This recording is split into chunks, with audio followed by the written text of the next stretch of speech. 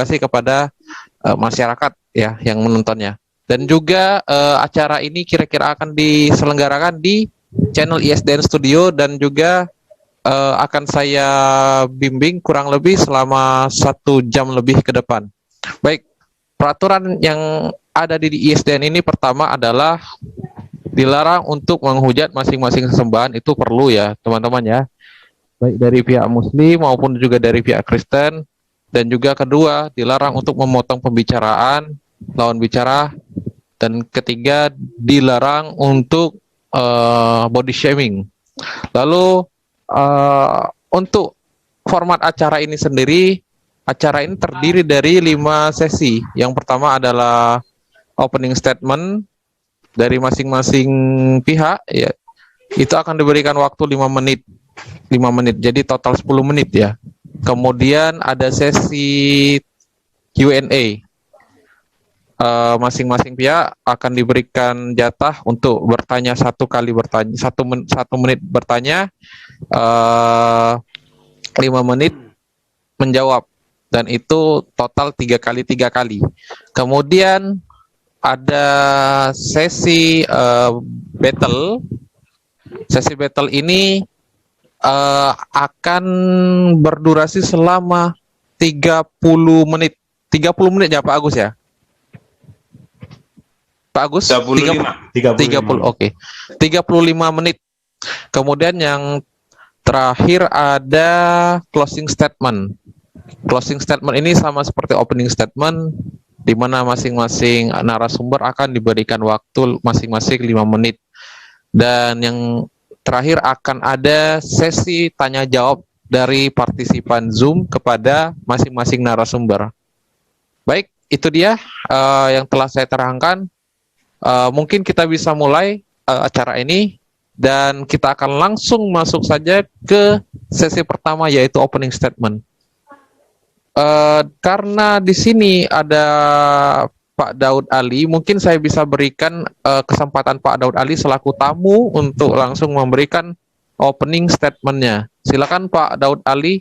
Oh ya, sebelum itu saya menghimbau untuk kedua narasumber, jika membutuhkan data, bisa meminta kepada pihak ISDN untuk menampilkan data ya, misalkan Alkitab atau Al-Quran. Jadi bisa kami bantu untuk share screen gitu.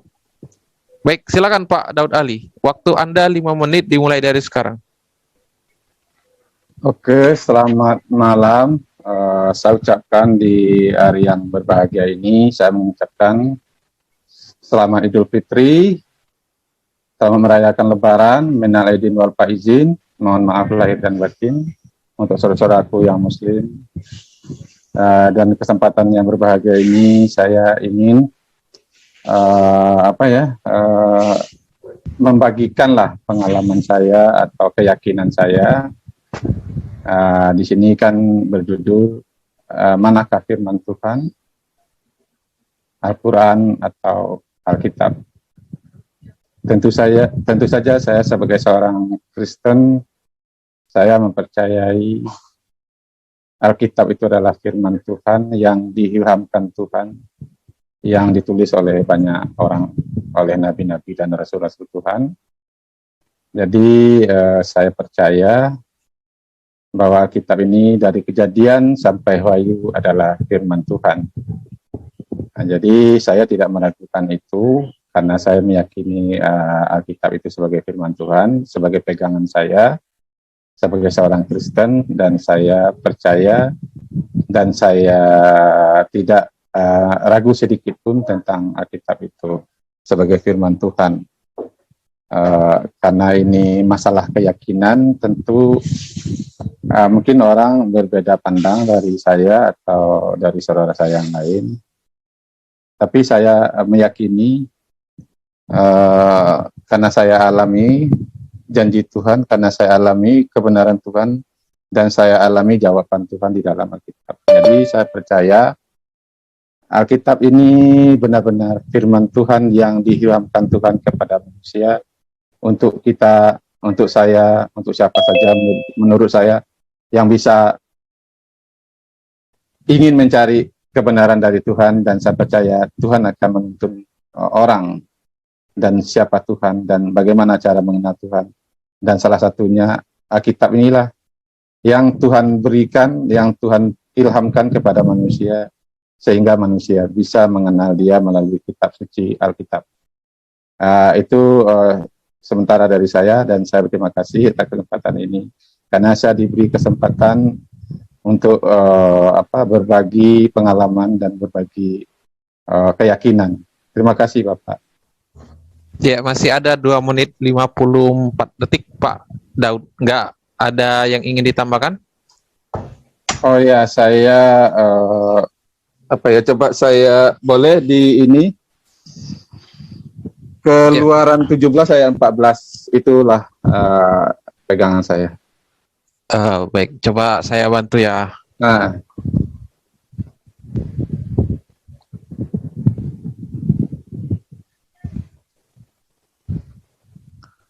Keluaran berapa Pak Daud? Keluaran 17 ayat 14.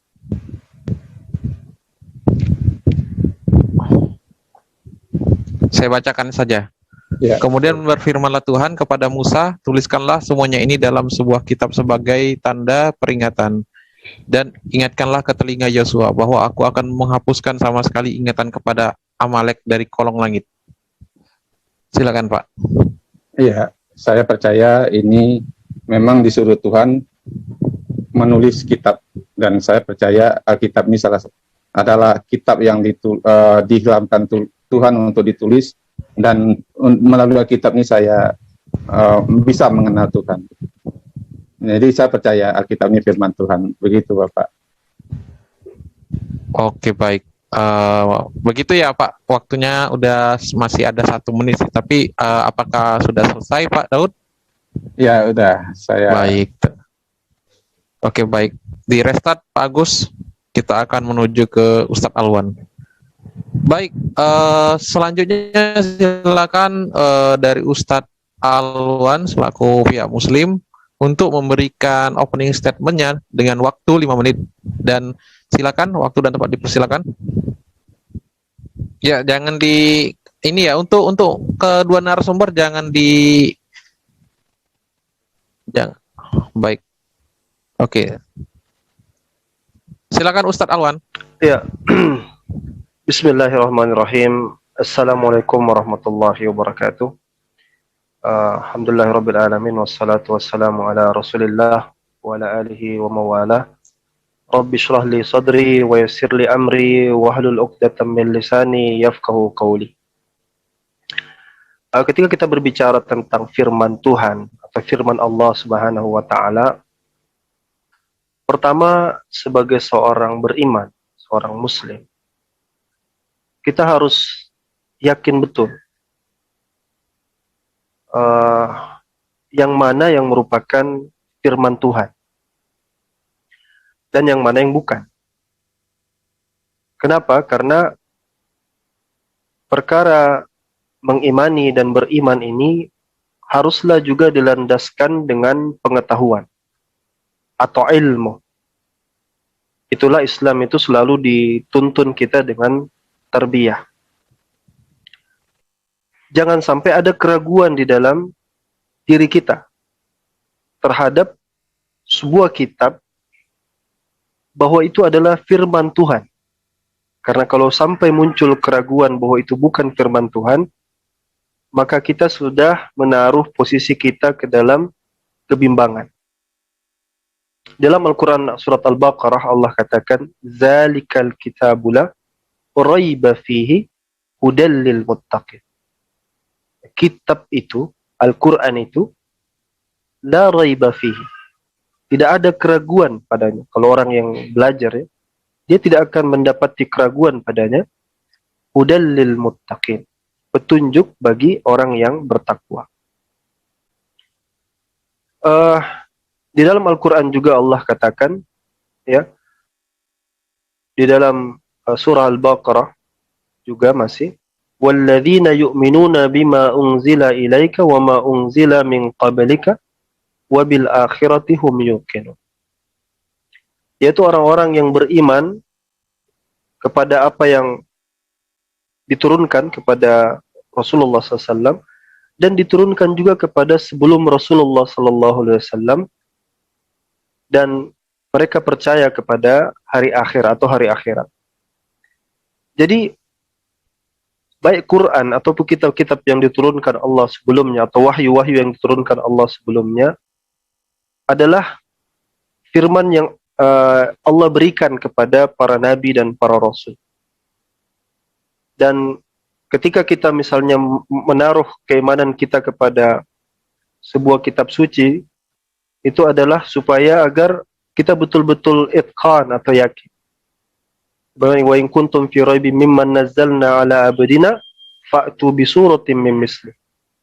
Nah, kalau apabila kalian ragu dengan apa yang diturunkan kepada Muhammad, kepada Rasulullah, kepada abdina, kepada hamba kami, maka buatlah surat yang semisal itu.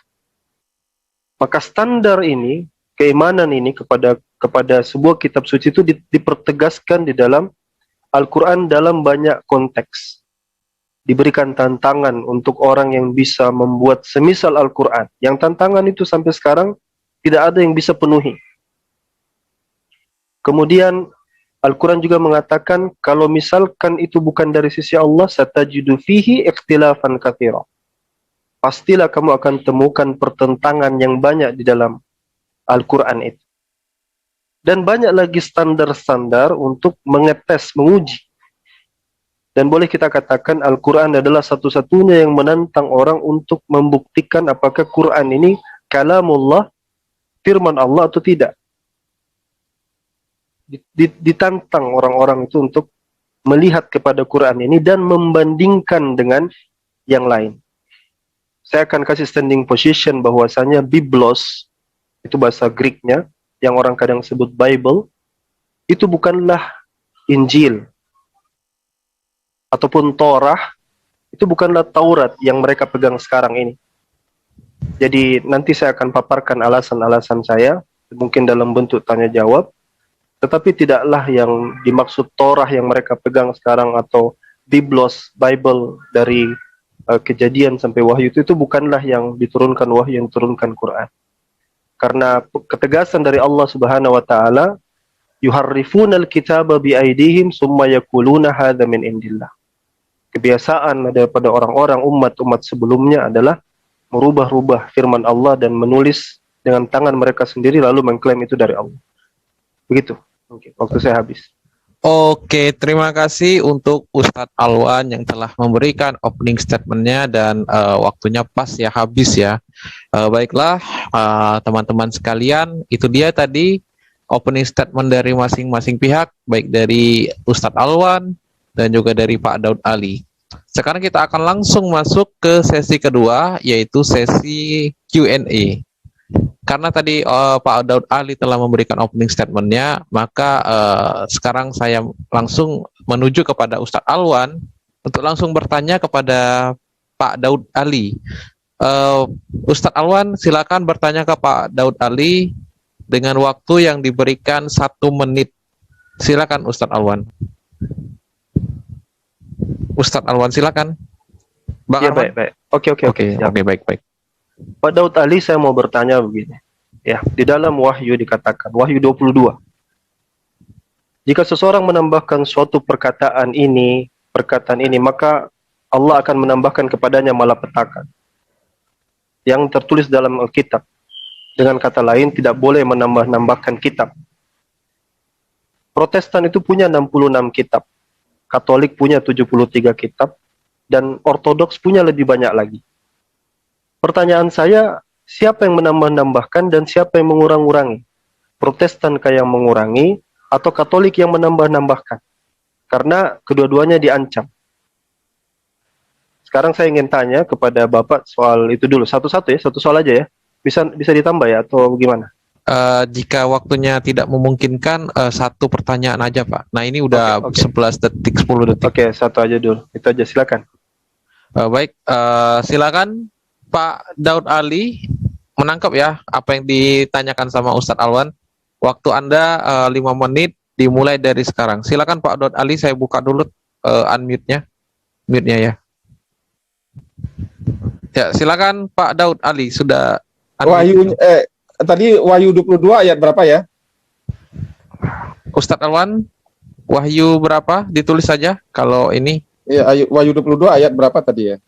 Wahyu 22 nomor 18 sampai 19. Oh iya, 18 sampai 19. Aku bersaksi kepada setiap orang yang mendengar perkataan nubuat dalam kitab ini, jika seorang menambahkan sesuatu kepada perkataan ini, maka Allah akan menambahkan kepadanya malapetaka yang tertulis di dalam kitab ini. Jadi Bapak mengatakan tadi Katolik ada berapa kitab tadi ya? Protestan ada berapa kitab? Kebetulan saya memang tidak masuk dalam aliran mereka, tetapi saya percaya Alkitab dari Kejadian sampai Wahyu berapa kitab ya? 6 berapa dari Kejadian Wahyu itu saya tidak menambah lagi dan saya tidak mengurangi lagi karena saya tidak mau kalau saya menambahi akan dikenakan kepada saya apa itu segala kutuk, segala sakit, segala murka Tuhan. Kalau saya kurangin dan saya akan mendapat dicabut dari pohon kehidupan. Nah, jadi saya percaya Alkitab dari Kejadian sampai Wahyu ini adalah firman Tuhan yang tidak akan saya tambahkan atau yang tidak akan saya kurangi. Jadi kalau Katolik, saya kebetulan saya bukan Katolik. Protestan saya juga kebetulan bukan Protestan karena saya seorang yang dari latar belakang Muslim. Saya mempercaya Alkitab ini apa adanya. Jadi saya kalau masalah itu saya minta maaf. Mungkin orang Katolik atau orang Protestan yang bisa kitab mana saja yang ditambahi selain dari Kejadian sampai Wahyu dari berapa puluh kitab itu ya. Saya betul tidak tahu persisnya berapa 66 kitab atau ada Taurat, Zabur, Amsal segala macam itu. Saya percaya seluruhnya dari Kejadian sampai Wahyu tidak akan saya tambahkan dan tidak akan saya kurangkan. Karena saya percaya kalau saya tambahin dan saya akan mendapatkan hukuman. Kalau saya kurangin, saya akan dicabut dari pohon kehidupan. Jadi saya menerima Alkitab ini tanpa saya tambahi dan tanpa saya kurangi. Begitu Pak. Oke, ada ini jawaban lain Pak Daud Ali. Waktunya masih banyak ini, ada 2 menit 40-an. Waktunya masih banyak ya. Jadi saya percaya dari Kejadian sampai Wahyu itu adalah kitab tulisan atau yang Tuhan perintahkan untuk disuruh dan Tuhan beri manusia itu dihilangkan oleh Tuhan untuk mengatakan, karena saya percaya banyak hal yang terjadi. Karena kenapa saya percaya ini firman Tuhan? Karena saya belajar Allah di dalam firman Tuhan ini, dalam Alkitab ini, dia berbicara dari yang paling sederhana sampai yang paling sempurna melalui alam semesta yang diceritakan melalui Alkitab, melalui perjalanan sejarah orang Israel, dan melalui hati nurani saya, dan saya menimbang dan saya menilai bahwa Alkitab ini firman Tuhan yang bisa saya percaya. Jadi saya memang tidak akan berani menambahi dan mengurangi apa yang tertulis dalam Alkitab ini. Karena saya timbang dan saya pelajari dan saya timbang dengan hati nurani saya dan saya percaya Alkitab ini firman Tuhan dan saya tidak meragukan itu. Terima kasih Pak. Oke, baiklah, dari Pak Daud Ali saya rasa sudah selesai ya untuk memberikan jawabannya. Baik, itu dia penjawaban dari Pak Daud Ali. Dan sekarang silakan Pak Daud Ali untuk memberikan pertanyaannya yang pertama kepada Ustadz Alwan dengan durasi waktu 1 menit. Waktu dan tempat dipersilakan Pak Daud. Oh iya, oke, saya mau coba ya, karena Pak Ustadz tadi mengatakan bahwa bahkan Al-Quran memberi tantangan kepada manusia untuk bisa membuat, atau kalau ini bukan dari sisi Allah, tentu orang akan menemui suatu keganjilan atau ketidakbenaran atau kekurangan lah. Bahkan kita menyuruh untuk mencoba membuat satu ayat saja dari yang bisa seperti Al-Quran ini gitu. Jadi saya senang bahwa Alkitab atau Allah Subhanahu wa taala sendiri minta diuji firman-Nya gitu. Sekarang saya meminta satu pertanyaan. Kita kan tahu Allah itu maha suci, Allah itu maha kuasa, Allah itu maha benar, Allah itu maha adil, adil dalam segala hal. Menurut Pak Ustadz, di mana ya di tentang bahwa Allah Subhanahu wa taala membolehkan laki-laki menduakan atau menikahkan istrinya dengan wanita lain. Jadi menurut Pak Ustadz bertentangan nggak itu dengan keadilan Tuhan? Karena di satu pihak laki-laki boleh mencintai lebih dari satu wanita, sedangkan wanita hanya boleh tunduk kepada satu pria. Apakah sesuaikah dengan firman Tuhan? Ya, waktunya habis Pak Daud Ali dari tadi. Waktunya habis. Baik, saya rasa Ustadz nangkep ya Pak Ustadz ya, Ustadz Alwi ya, Ustadz Alwan ya. Itu pertanyaan dari Pak Daud. Silakan saya buka dulu. Dikirim, Mbak. Ustadz Alwan, saya buka mute-nya dulu. Silakan Ustadz. Pertanyaan dari Pak Daud Ali nangkep kan? Tangkap. Tapi apakah saya bisa respon atau cuman pertanyaannya aja yang saya respon? Jawabannya enggak boleh saya respon. Oke. Boleh, bisa direspon. Baik. Bisa saya direspon akan manfaatkan untuk merespon dulu ya. Jadi iya, baik. Jadi kalau kita bicara tentang keimanan, semua orang itu punya keimanan ya. Yang menyembah batu juga beriman, batu itu bisa memberikan sesuatu. Ada yang menyembah pohon, ada 4.000 agama di muka bumi ini lebih yang menyembah berbagai macam-macam Tuhan. Di India ada penyembah tikus. Dia percaya tikus itu bisa memberikan dia manfaat. Namanya tikus putih.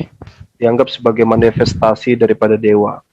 Jadi orang percaya kalau tidak dilandasi dengan ilmu itu berbahaya. Makanya dalam kitab Satu biji dua katakan ya. al-ilmu qoblal qawli wal amal. Ilmu itu sebelum berkata dan beramal. Nah, sekarang yang jadi masalah ya, pertanyaan saya tadi itu sebenarnya adalah yang saya tanyakan adalah kitab daripada Kristen itu ada yang Katolik itu 73, lalu 66 untuk Protestan, lalu lebih banyak lagi Ortodoks. Ortodoks ini ada Ortodoks Syria, ada Ortodoks di Koptik di Mesir. Itu semua punya kitab yang jumlahnya berbeda-beda. Dan di situ di ulangan itu di Wahyu itu dikatakan dengan jelas bahwasanya siapa yang menambah-nambah atau siapa yang mengurang-urangi itu akan mendapatkan kecelakaan. Dia akan mendapatkan malapetaka. Di dalam Wahyu itu dikatakan seperti itu. Pertanyaan saya tadi sederhana. Siapa yang melakukan menambah-nambah di sini? Karena pembagian Kristen ini ada Katolik percaya dengan kitab yang Biblos yang sama, tapi ada yang percaya hanya 73, ada yang percaya 73, ada yang percaya jumlahnya ada 66. Ada yang dipercaya hanya lebih dari itu. Nah, yang aneh menurut saya dari Pak Ali ini mengatakan saya tidak beriman, tidak Kristen Katolik, tidak Protestan, lalu dia percaya kitab yang mana? Karena semua berdasarkan denominasi atau aliran. Mungkin aliran dulu ya, skesma yang paling besar. Jadi saya mungkin berpikir beliau memang dasarnya mengimani Biblos ya, hanya asal iman aja. Dan saya katakan itu rapuh ya. Artinya orang datang saya percaya, tanpa didasari oleh ilmu. Nah ini problematika yang dihadapi banyak kalangan atau banyak orang-orang yang memang menaruh kepercayaannya hanya asal imani aja, tanpa melihat apakah ada sesuatu yang dia bisa menggunakan akal sehatnya atau tidak. Nah, lanjut ke pertanyaan tentang keadilan Allah Subhanahu wa taala. Innallaha adil itu sifat daripada Allah Subhanahu wa taala adil. Terus dikaitkan dengan poligami. Saya mungkin menambahkan lagi, Pak Ali tidak tahu tentang Quran juga mungkin. Selama dia muslim, dipikirnya poligami itu ajaran daripada Quran. Poligami itu adalah warisan dari budaya-budaya jahiliyah. Bahkan di masa itu poligami itu menjadi turunan aturan yang diterapkan. Wanita itu sama sekali tidak ada harganya di zaman jahiliyah sebelum Islam. Islam justru datang membatasi poligami. Dibatasi sampai 4, fa'ankihu masna wa sulasa wa ruba'a. Bahkan Islam satu-satunya agama yang memberikan batasan cukup satu saja kalau kamu nggak bisa adil. Fa'ankihu wahidah. Wa in an ta'dilu, kalau kamu takut tidak bisa berlaku adil, maka nikahi satu saja. Cari kitab mana di luar daripada Quran yang mengatakan nikahi satu saja. Di Biblos, Salomo istrinya 700, gundiknya 300. Tidak ada 25 nabi di dalam Biblos itu yang melakukan poligami. Bahkan Abraham juga melakukan poligami, bapak dari para nabi. Semua hampir seluruh di Biblos itu melakukan poligami. Tapi poligami di dalam Islam itu bukanlah sebuah syariat. Bahkan ada salah seorang ulama yang kita katakan ulama dari kelompok yang fundamentalis, ya, Syekh Muhammad bin Syekh dari Yaman, saya agak lupa namanya. Dia katakan bahwa hukumnya itu adalah bukan sunnah, bukan wajib, bahkan hukumnya mubah. Ya, Syekh Muqbil bin Hadi Al-Wadhi'i namanya. Dia katakan hukum daripada poligami itu mubah. Kalau dia lakukan, dia tidak dapat pahala, dia tidak lakukan, tidak berdosa. Jadi bagi sebagian para ahli fikih itu seperti exit point. Orang kalau mau keluar, misalnya gini, ada orang kalau dia di total diharamkan kan kasihan ya. Ada orang misalkan yang memang dia tidak bisa punya anak. Salah satu cara dia bisa poligami, dia bisa nikah dengan perempuan lain dan kerap kali itu istrinya juga ridho, istrinya juga setuju. Jadi poligami itu bukan ajaran Islam. Poligami itu adalah budaya yang diatur oleh Islam. Karena itu sudah ada bahkan sebelum Islam datang. Oke, terima kasih untuk Ustadz Alwan yang telah memberikan tanggapan sekaligus jawaban atas yang ditanyakan oleh Pak Daud ya. Baik, berarti ini jawaban pertama dari Ustadz Alwan, dan sekarang silakan kembali Ustadz Alwan, jangan dulu di mute karena ini Pak Ustadz Alwan akan memberikan pertanyaannya yang kedua berarti ya, dengan durasi waktu yang sama yaitu 1 menit. Silakan Ustadz Alwan. Ya, sebentar saya buka dulu. Ustadz, Ustadz buka Ustadz unmute-nya. Jangan di mute dulu ya Ustadz ya nanti. Oke. Iya. Ya, sekarang saya kembali lagi bertanya kepada Pak Ali yang mungkin baru masuk Kristen ya, jadi belum mengerti banyak. Islam juga mungkin beliau belum terlalu mengerti banyak. Oke. Pak Ali katakan Pak Ali percaya yang menulis itu adalah dari Kejadian sampai Wahyu itu, dan apa yang percaya itu semua bisa percaya. Anak-anak kecil juga bisa percaya. Ada yang percaya Yesus itu segala macam model, ada beberapa wajah.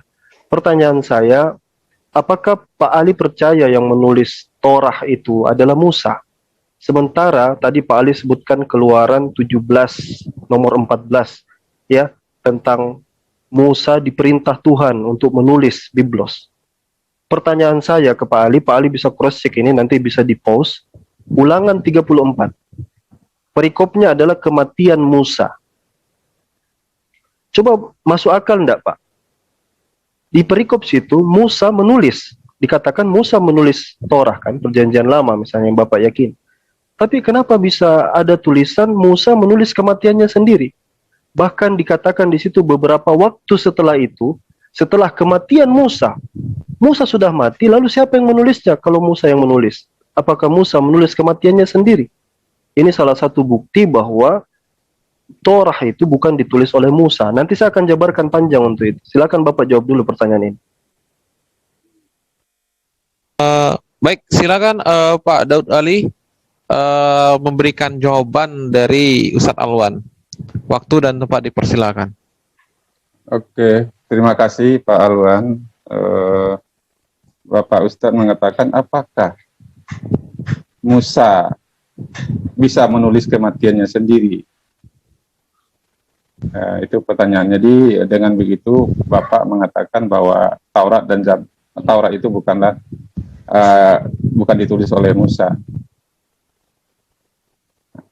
Tapi kan Musa ada mempunyai apa namanya ya, kacung atau apa namanya, Yosua, orang yang dekat dengan Musa, orang yang dipercayakan Tuhan setelah Musa, sebab Musa tidak bisa masuk ke tanah perjanjian karena ada sesuatu hal yang dilakukan Musa. Hanya abdinya lah, abdi Musa yaitu Yosua lah, yang melanjutkan tongkat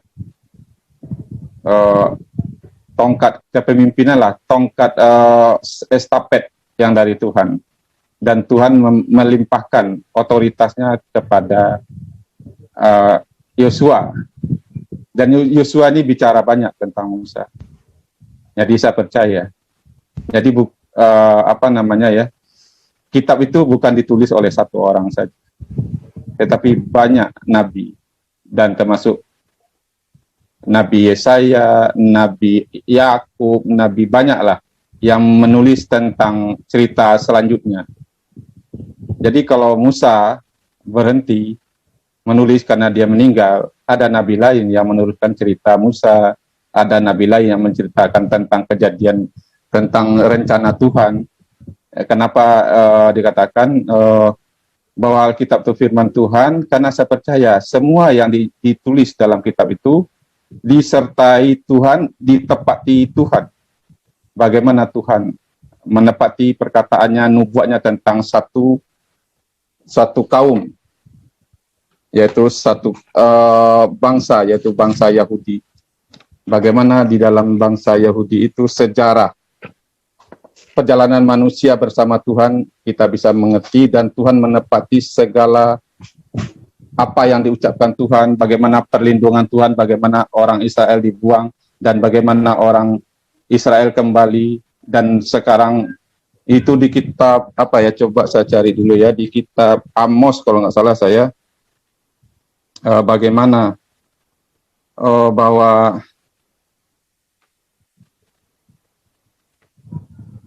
Tuhan menepati apa yang dia perintahkan. Bahkan Tuhan menepati janji, nubuat tentang Amos menubuatkan tentang orang Israel akan kembali dikumpulkan Tuhan. Dan setelah Tuhan mengembalikan orang Israel ke tanahnya, dan tidak ada yang bisa mencabut, dan bangsa manapun tidak akan bisa lagi mencabut bangsa Israel dari tanah yang telah dia kembali sekarang. Dan itu dibuktikan Tuhan, bagaimana Israel setelah dia berdiri sebagai bangsa, dan tidak satu bangsa pun yang bisa mencabut Israel kembali dari tanahnya. Bahkan kita melihat permusuhan dan peperangan, bagaimana Israel itu dibombardir. Bahkan Osama bin Laden, Israel itu nggak usah diserang oleh orang semua Arab.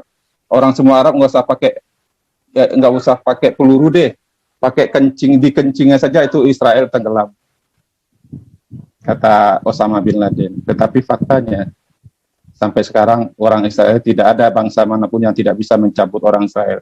Padahal mereka hanya sedikit, secuil.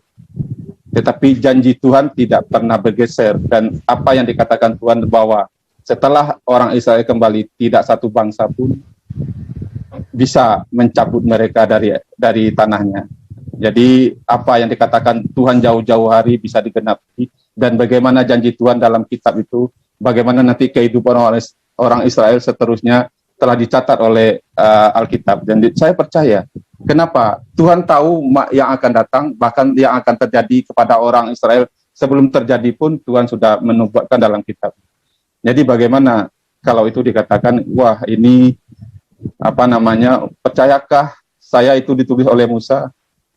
Sekalipun bukan Musa yang melanjutkan penulisan itu, saya percaya nabi lain, manusia lain yang menulis tentang hal yang berikut, atau Yosua, atau Yesaya, atau Yeremia, banyak nabi yang menulis tentang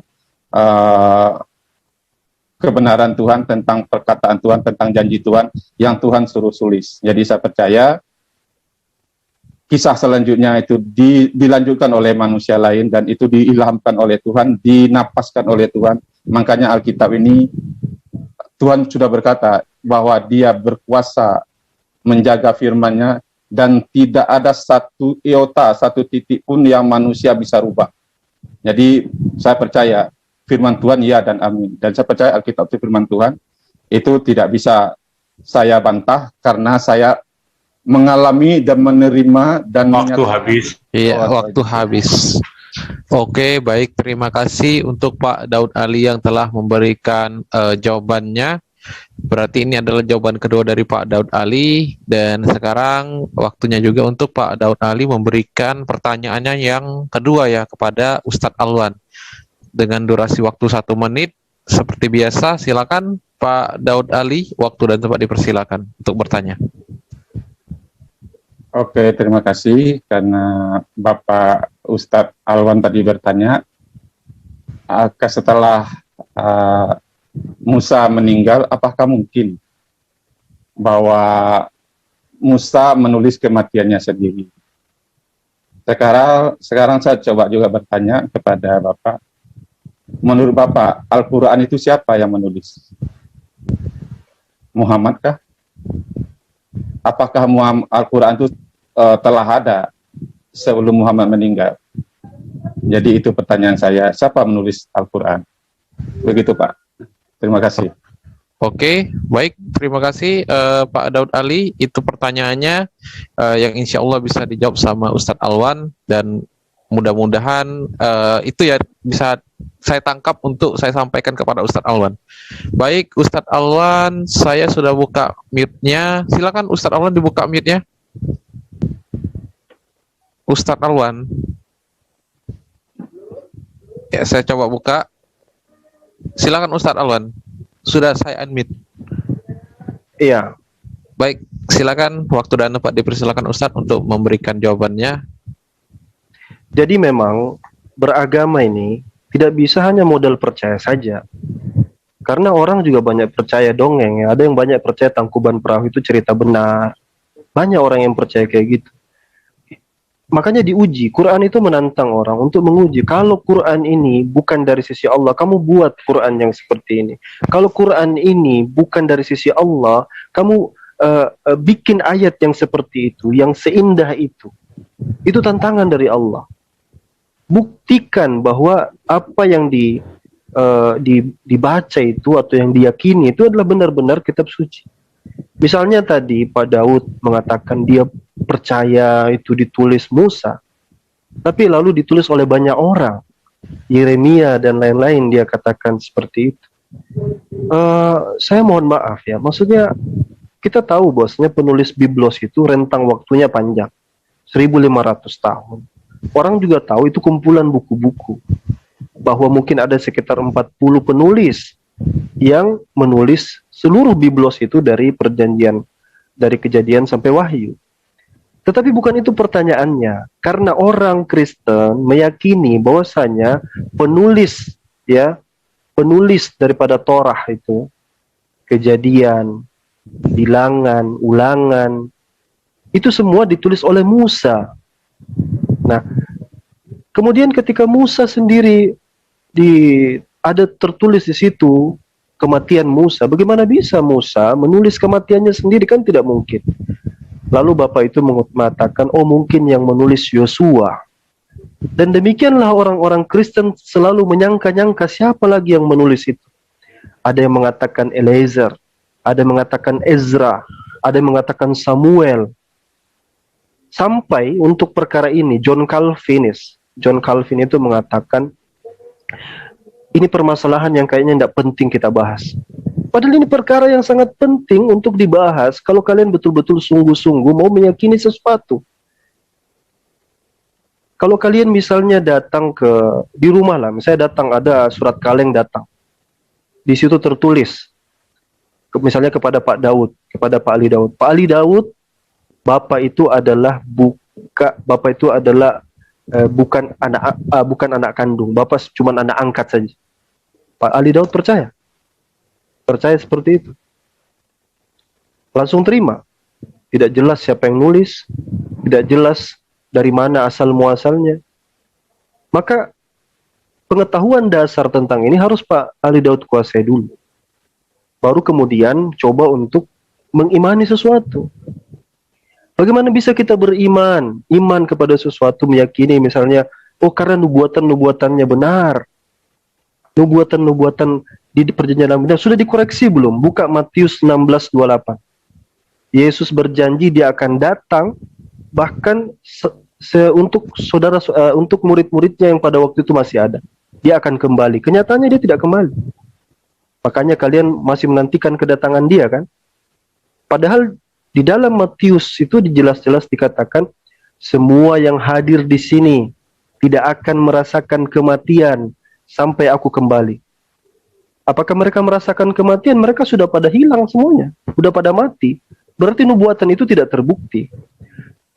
Markus mengatakan, misalnya Matius juga mengatakan bahwasanya Yesus itu di dalam perjanjian lama dikatakan Yesus of Nazareth.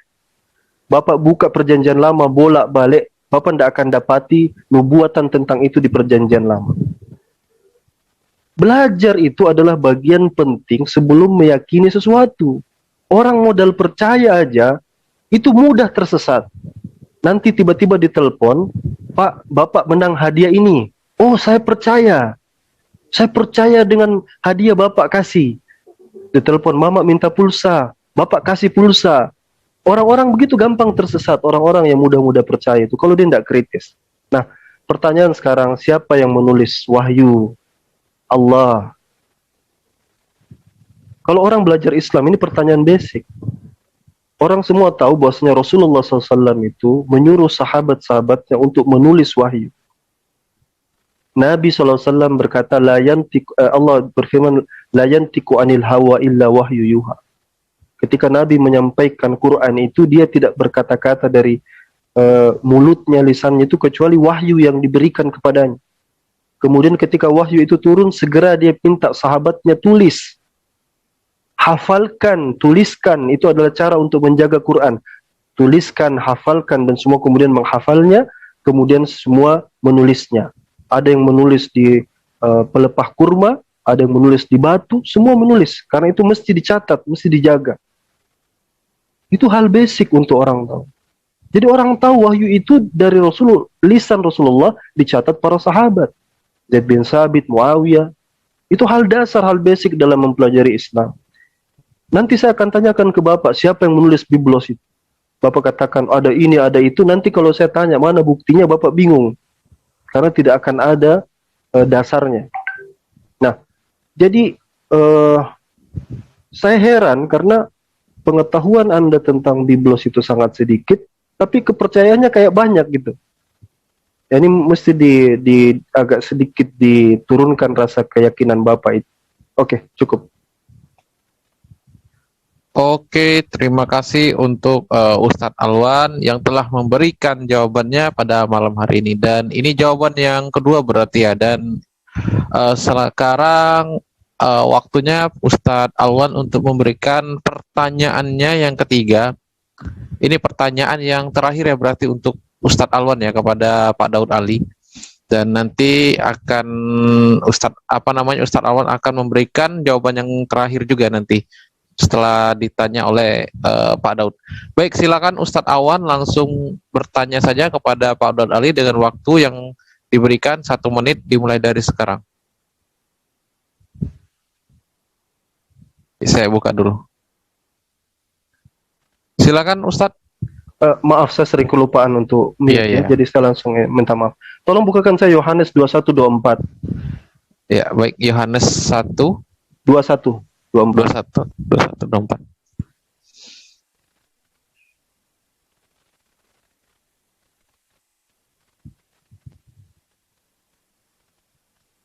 Baik, silakan Ustadz.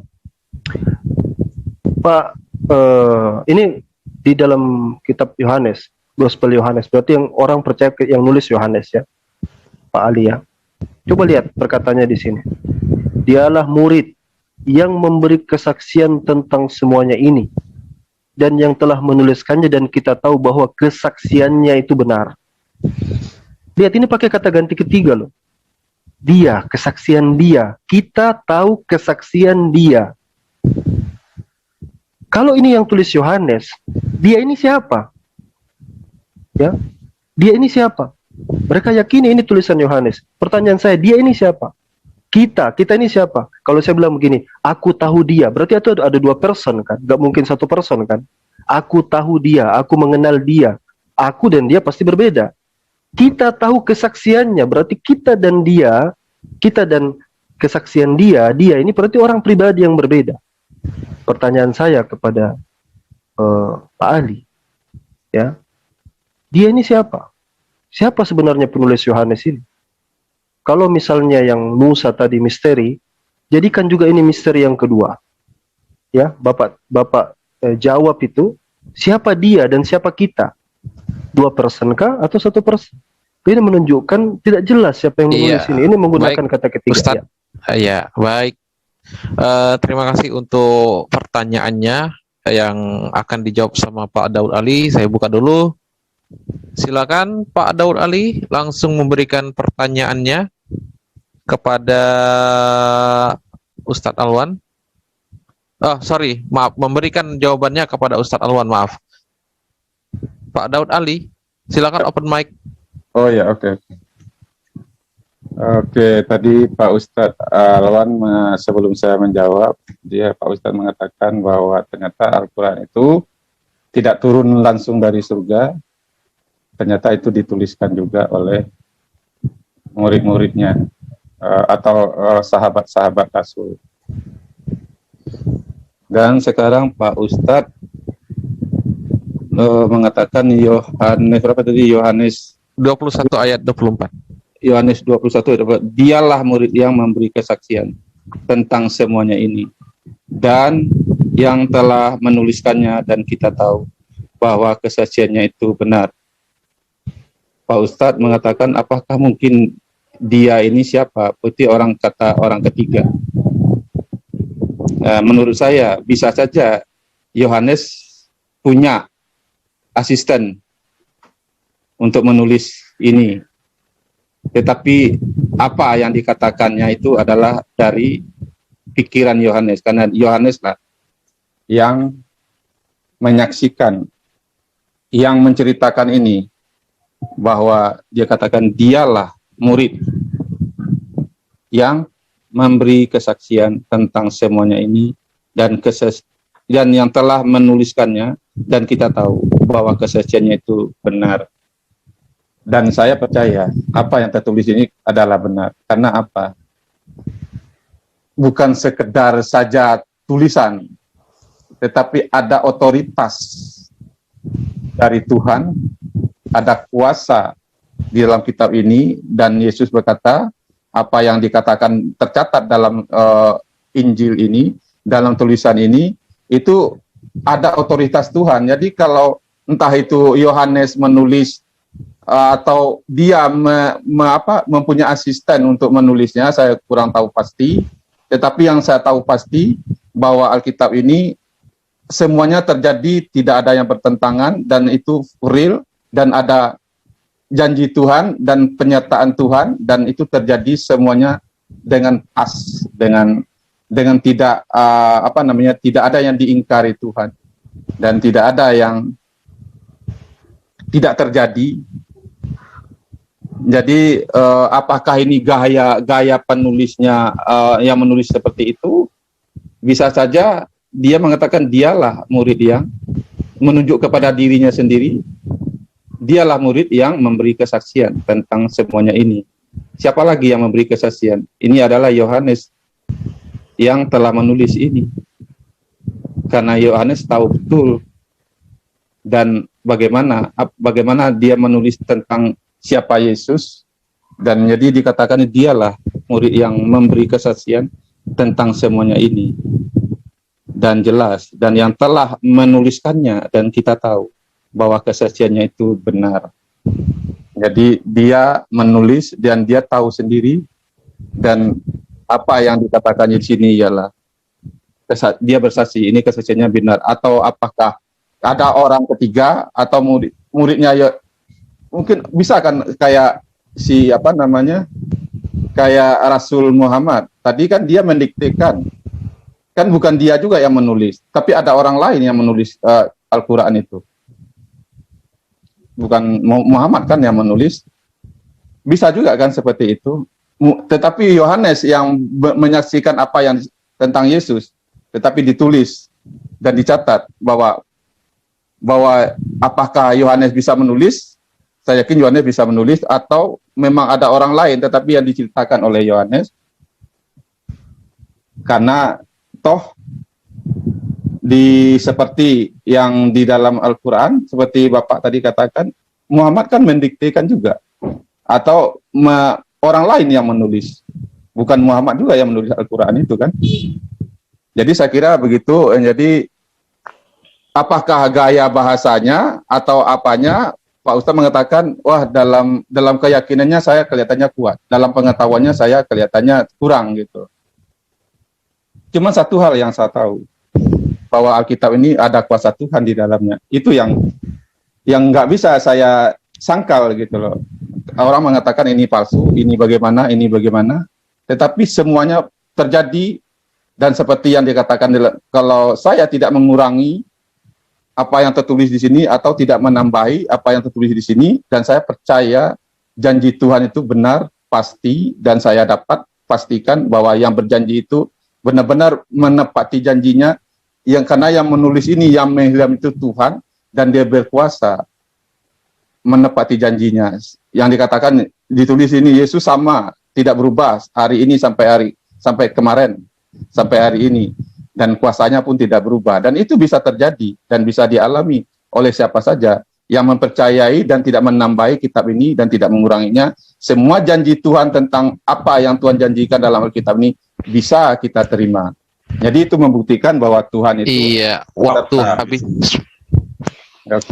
Oke, terima kasih untuk Pak Daud Ali yang telah memberikan jawabannya yang terakhir, dan juga sekaligus untuk menutup di sesi kedua ini, bahwa Pak Daud Ali dipersilakan untuk memberikan pertanyaannya yang terakhir kepada Ustadz Alwan, untuk Ustadz Alwan memberikan jawaban yang terakhir pula, karena kita sebentar lagi akan masuk kepada sesi ketiga, yaitu sesi battle.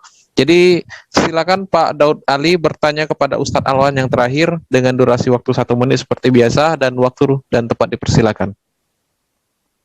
Ya, karena kita bicara tentang kitab suci, tentu kita bicara juga di mana kitab itu sesuai enggak dengan sifat-sifat Tuhan. Bahwa Tuhan itu adil, bahwa Tuhan itu maha adil. Jadi kalau Tuhan itu maha adil, apakah Allah SWT dalam sifatnya dalam Al-Quran bisa berlaku adil? Coba kita baca surat Al-A'raf ayat 178. Bisa ditampilkan? Oke, sebentar. Al-A'raf ayat 178. Iya. Baik. Sebentar ya.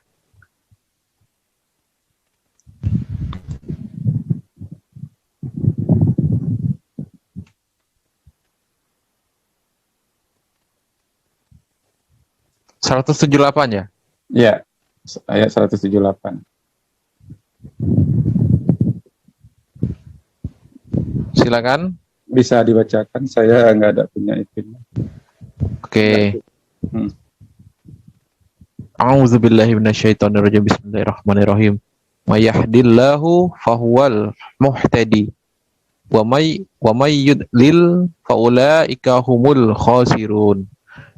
Atau barang siapa diberi petunjuk oleh Allah, maka dialah yang mendapat petunjuk, dan barang siapa disesatkan Allah, maka merekalah orang-orang yang rugi. Baik, itu pertanyaan yang akan diajukan oleh Pak Daud ya? Ya. Silakan. Karena ada yang diberi petunjuk, ada yang disesatkan. Apakah adil seperti itu? Oke, itu pertanyaannya ya Pak Daud ya? Iya, benar. Baik, saya buka dulu untuk Ustadz Alwan. Silakan Ustadz Alwan untuk memberikan jawaban terakhirnya kepada Pak Daud Ali. Iya. Jadi modal percaya itu memang modal yang paling lemah ya. Ada orang yang percaya tai ayam itu jadi obat, bisa ada. Sampai bahkan kencing diminum juga ada. Tapi kadang-kadang tidak sesuai dengan medis. Ada orang yang percaya bahwa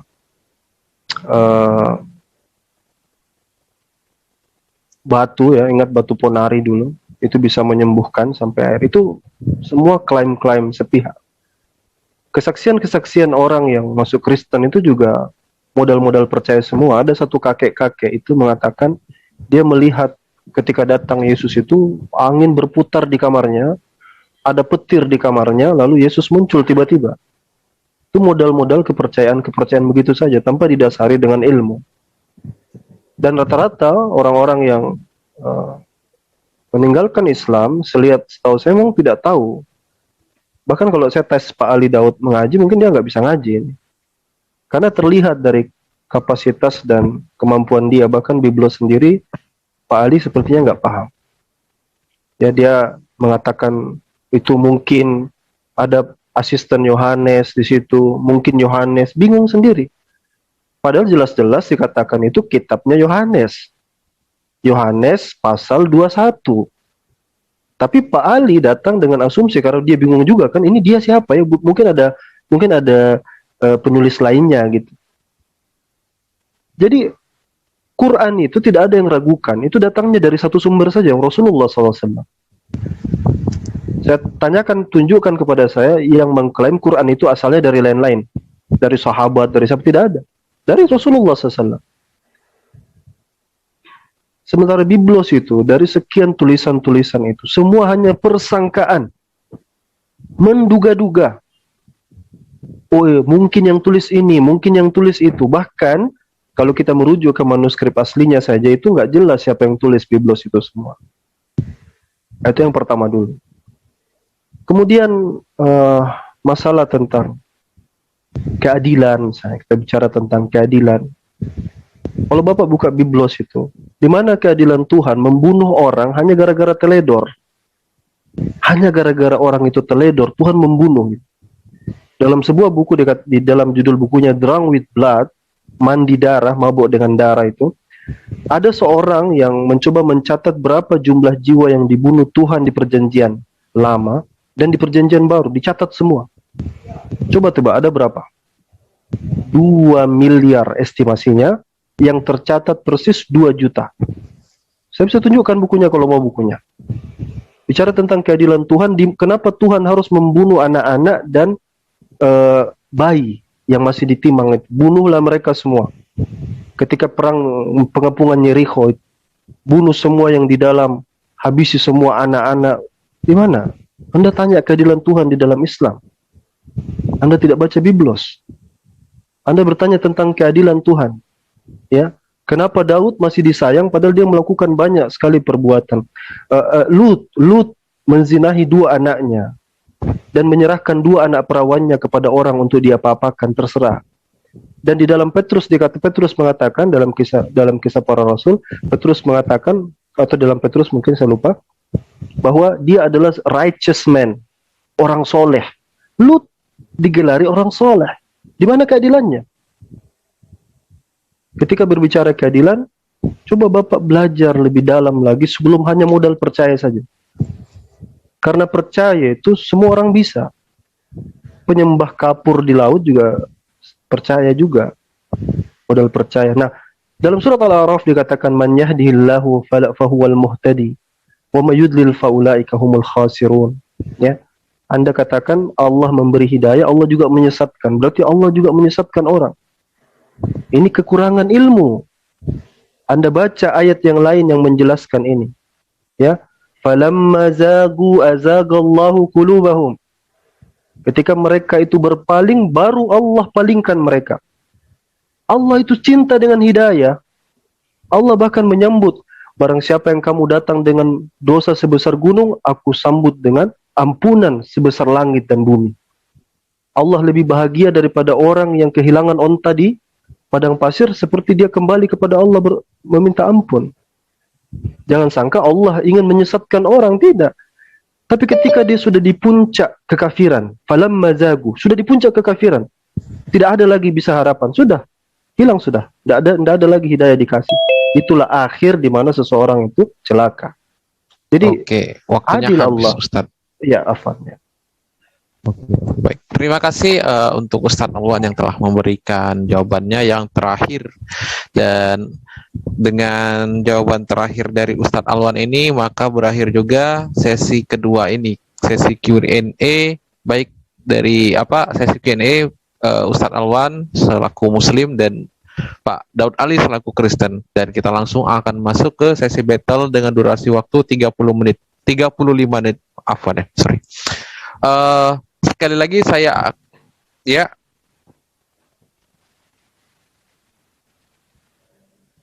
saya sudah menghitung, Bang. Ustadz Alwan itu pertama kali bertanya ketika di opening yang kedua. Saya baik, saya sebelum kita mulai ke opening ke sesi ketiga ini, saya kembali mengingatkan bahwa ini adalah sesi battle baik dari pihak Muslim dan pihak Kristen, karena di sesi ini. Halo, kedengaran? Oke, baik. Oke, saya kembali ingatkan ya untuk kedua narasumber kita bahwa ini adalah sesi battle. Di sesi battle ini akan saya bebaskan untuk kedua narasumber. Namun dalam aturan ISDN, jangan sampai ada keluar batasan-batasan yang telah saya sebutkan di awal-awal, yaitu pertama menghina sesembahan, kedua body shaming atau menghina fisik, kemudian memotong pembicaraan, dan kemudian berkata kasar. Karena jika itu dilanggar, siapapun itu akan saya hentikan ini acara ini untuk sementara waktu sampai kembali kondusif. Bisa dipahami untuk kedua narasumber? Bang Arman Iya, mungkin bisa. Oke, baik. Bang Arman mungkin untuk kedua narasumber bisa di-unmute aja kali Bang Arman. Ya, Pak Daud silakan dibuka Pak Daud. Ya udah. Ini kita sudah langsung mau masuk ke sesi ketiga, yaitu sesi battle dengan durasi waktu 35 menit. Baik ya, untuk kedua narasumber sepakat ya aturan yang saya sebutkan barusan. Langsung saja kita masuk ke sesi ketiga, yaitu sesi battle. Ya, di sini sesi battle ini adalah sesi bebas di mana kedua narasumber boleh bertanya dan boleh menyanggah tanpa harus terikat dengan aturan yang saya sebutkan di Q&A itu. Karena di Q&A kan terbatas ya. Nah, di sini mungkin baik dari Ustadz Alwan atau Pak Daud Ali yang ingin memberikan jawaban atau sanggahan atau tanggapan tadi terbatas di Q&A, bisa disampaikan kembali di sesi battle ini dengan dengan aturannya yang saya sebutkan untuk jangan sampai melanggar. Baik, silakan kedua narasumber bisa dimulai untuk di sesi battle ini. Oke, saya duluan mungkin. Saya langsung ngobrol sama silakan. Pak Ali. Pak Ali begini. Ketika misalnya kami menganggap Quran itu adalah sebuah kitab suci, itu karena kami indah dengan Quran itu. Saya mau tanya dulu ke Pak Ali. Pak Ali, kalau Pak Ali sendiri bisa baca Quran nggak? Bahasa Arabnya? Sedikit-sedikit bisa. Sedikit-sedikit itu seperti apa, Pak? Takarannya seperti apa? Timer jalan. Iya, sedikit-sedikit itu seperti apa, Pak? Ini biar saya paham, sehingga Bapak itu saya ingin tahu bisa, karena saya mau berikan contoh keindahan Quran misalnya. Kalau Bapak Ali bisa sedikit-sedikit itu kayak gimana? Iqra 1, Iqra 2.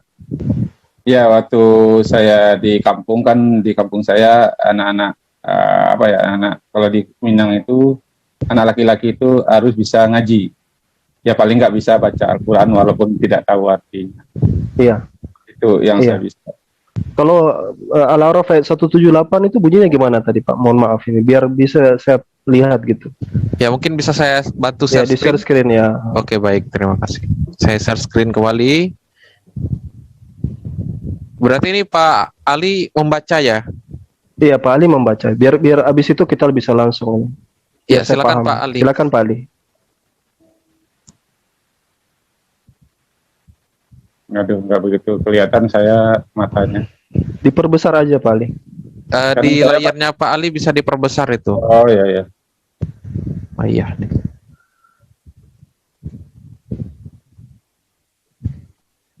Maya dillahu pahual, udah nggak bisa lagi, saya udah nggak ngerti. Oh, udah. Ya udah lama, saya udah 30 tahun nggak pernah membaca Al-Quran. Udah murtadnya udah sejak berapa lama, Pak? Dari tahun 85. Oh, udah lama sekali. Baru masih anak-anak dulu ya. Belum, berarti Iya. dulu memang nggak fasih ya.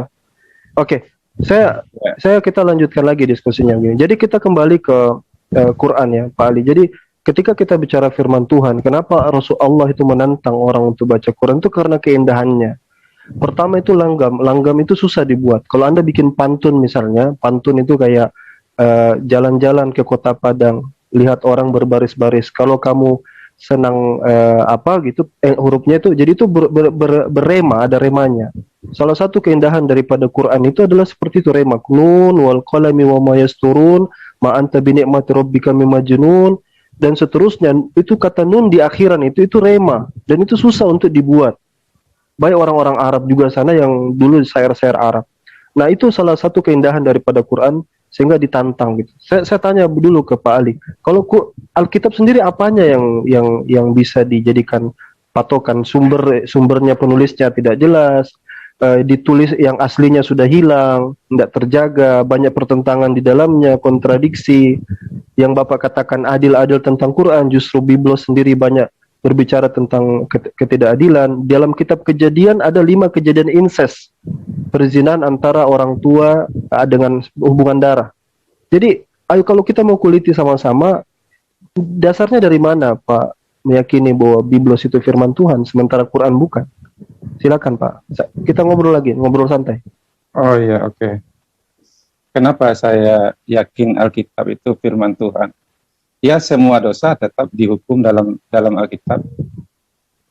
Kenapa itu ada orang dibunuh di Perjanjian Lama? Tuhan suruh bunuh orang sampai anak-anak. Ya. Karena Tuhan pada waktu itu sebagai hakim, sebagai raja di Israel. Ya. Jadi kalau ada orang yang menentang Tuhan dan menentang umat Tuhan, ya Tuhan suruh bunuh. Karena itu menunjukkan Tuhan itu berdaulat di atas Israel. Terus kenapa saya percaya banget Alkitab itu firman Tuhan? Ada satu hal yang Tuhan buktikan ke saya, bahwa ketika saya menerima Yesus, ketika saya percaya Yesus, saya dimeterai oleh Roh Kudus sebagai jaminan saya ini milik Allah. Dan saya tidak bisa dapat itu di luar Yesus dan di luar Alkitab. Jadi Alkitab itu kalau dikatakan Tuhan itu menyertai manusia, Tuhan membuktikan itu. Jadi Tuhan itu bukanlah nun jauh di sana, tetapi Tuhan itu beserta manusia, memberi tuntunan kepada manusia, dan memberi dirinya dikenal oleh manusia, dan dia menjawab doa manusia. Dan itu semuanya saya temukan di Alkitab. Dan ya, tapi apa tuntunan Biblos yang Bapak percaya? Saya ambil contoh aja, kita ambil kemerdekaan bangsa Indonesia aja lah. Apa tuntunan Biblos terhadap penjajah, Pak? Tuhan mengatakan kita tidak boleh jangan membunuh, jangan berzina, jangan. Berarti kalau ada penjajah datang, kita biarkan saja, karena kita nggak boleh bunuh penjajah. Oh, penjajah datang, kita biarkan. Iya. Ya, kita berhak membela diri. Di mana di Biblos dikatakan kita berhak membela diri itu? Di mana? Janganlah kau biarkan orang memperbudak kamu, memperlakukan kamu yang tidak ini. Di mana itu, ayat berapa? Ayat berapa ya? Coba saya tarikan dulu ya.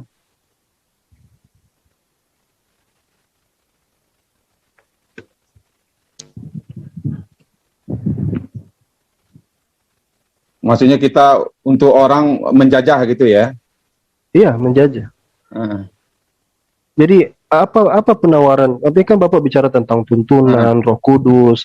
Mungkin Bapak mau bicara juga tentang bahasa roh, bahasa lidah. Itu kan hal-hal yang biasa juga saya sering dengar. Tapi yang permasalahannya itu adalah begini, modal keyakinan saja itu tidak cukup. Karena orang harus datang dengan sumber dulu. Dari mana asal muasal Biblos itu? Karena kalau yang ngarang saja nggak jelas, tidak jelas dari mana sumbernya, siapa yang nulis. Boleh jadi itu karangan manusia yang dianggap dicap saja itu sebagai firman Tuhan.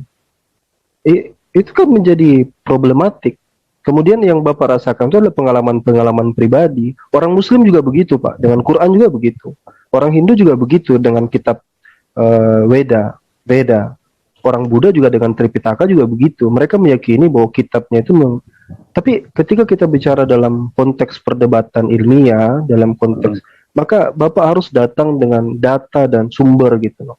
Kalau misalnya Bapak sendiri nggak tahu asal muasal kitabnya Bapak, sumbernya dari mana, Bapak sendiri kebingungan dengan penulisnya siapa, oh mungkin ini, mungkin itu, maka itu kan menunjukkan kredibilitas kita untuk percaya itu jadi berkurang. Padahal Biblos itu menerangkan tentang inerensi. Ambil contoh, kita kembali ke poin yang pertama. Bapak kan katakan tidak berubah. Saya tidak menuduh Bapak yang merubah. Saya katakan di dalam wahyu dikatakan tidak boleh menambah, tidak boleh mengurang. Akan mendapatkan malapetaka. Kan seperti itu. Nah, faktanya Protestan berapa kitab? Ini berapa kitab? Itu saya belum masuk ke versi-versi loh. Ada yang menghapus, ada yang membuang. Itu banyak sekali yang seperti itu. Nah, Bapak berada di posisi di mana dengan melihat fakta kayak gitu? Apakah masih berpegang teguh bahwa saya yakin tanpa kemudian ada data atau mungkin yang menyopang itu kan gimana?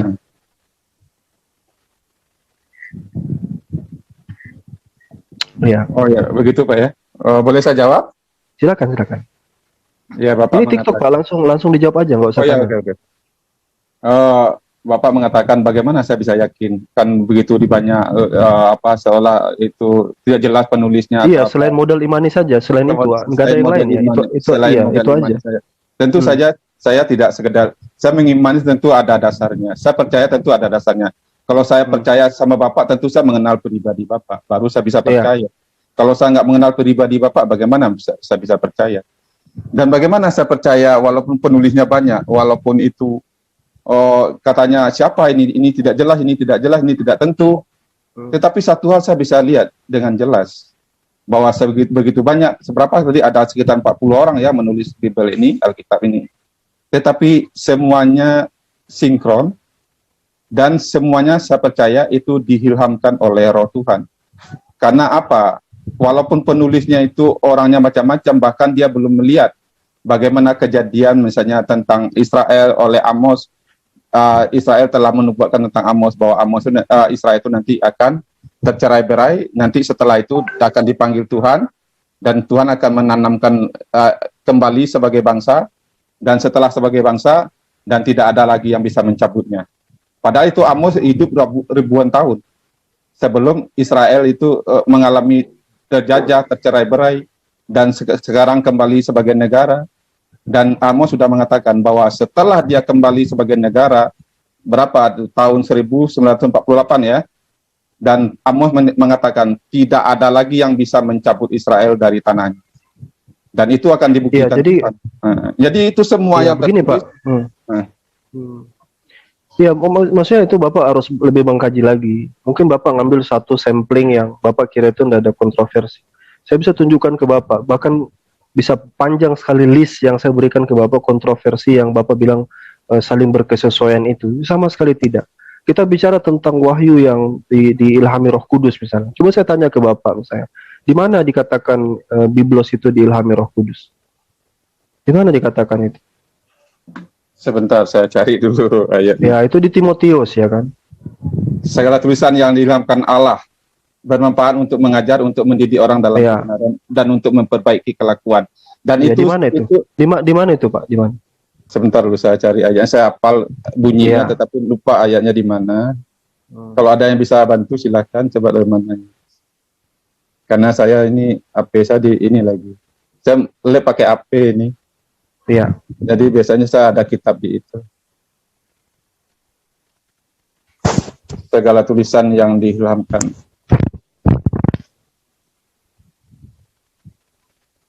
Ya mungkin teman-teman ada yang ingin bisa bantu. Di mana sebentar? Timotius Pak, sudah saya katakan dari awal tadi. Itu di 2 Ya, Timotius. ini 2 Timotius 3 ayat 16. Segala Ya. tulisan diilhamkan Allah Ya. memang bermanfaat untuk mengajar, untuk Ya. menyatakan kesalahan, untuk memperbaiki kelakuan, Ya. dan untuk mendidik orang dalam kebenaran. Saya percaya benar. Sekarang Bapak baca ayat sebelumnya. Bapak baca ayat sebelumnya. Ayat sebelumnya ayat 15. Ingatlah Ya. juga bahwa dari kecil engkau sudah mengenal kitab suci Oke, yang stop. dapat memberikan hikmat. Ya, stop, Pak. Dari kecil. Jadi ketika Paulus menuliskan itu kepada Timotius, itu merujuk kepada Timotius ketika dia masa kecil, ketika dia sudah mengenal kitab suci. Kita tahu bahwasanya sebelum Paulus itu belum ada kitab suci. Bahkan Matius, Lukas, Yohanes, Markus itu belum ditulis sebelum tulisan Paulus. Tulisan Paulus jauh lebih tua. Berarti di situ yang dimaksud di dalam Timotius itu tidak menyinggung sama sekali perjanjian baru. Tetapi yang dimaksud itu adalah perjanjian lama. Torah, ya, Nevi'im, Ketuvim, dan seterusnya, tidak menyinggung sama sekali perjanjian baru. Saya kembali bertanya lagi ke Bapak, di mana dikatakan perjanjian baru itu diilhami Roh Kudus? Di mana? Iya kan penulisnya diilhamkan Roh Kudus.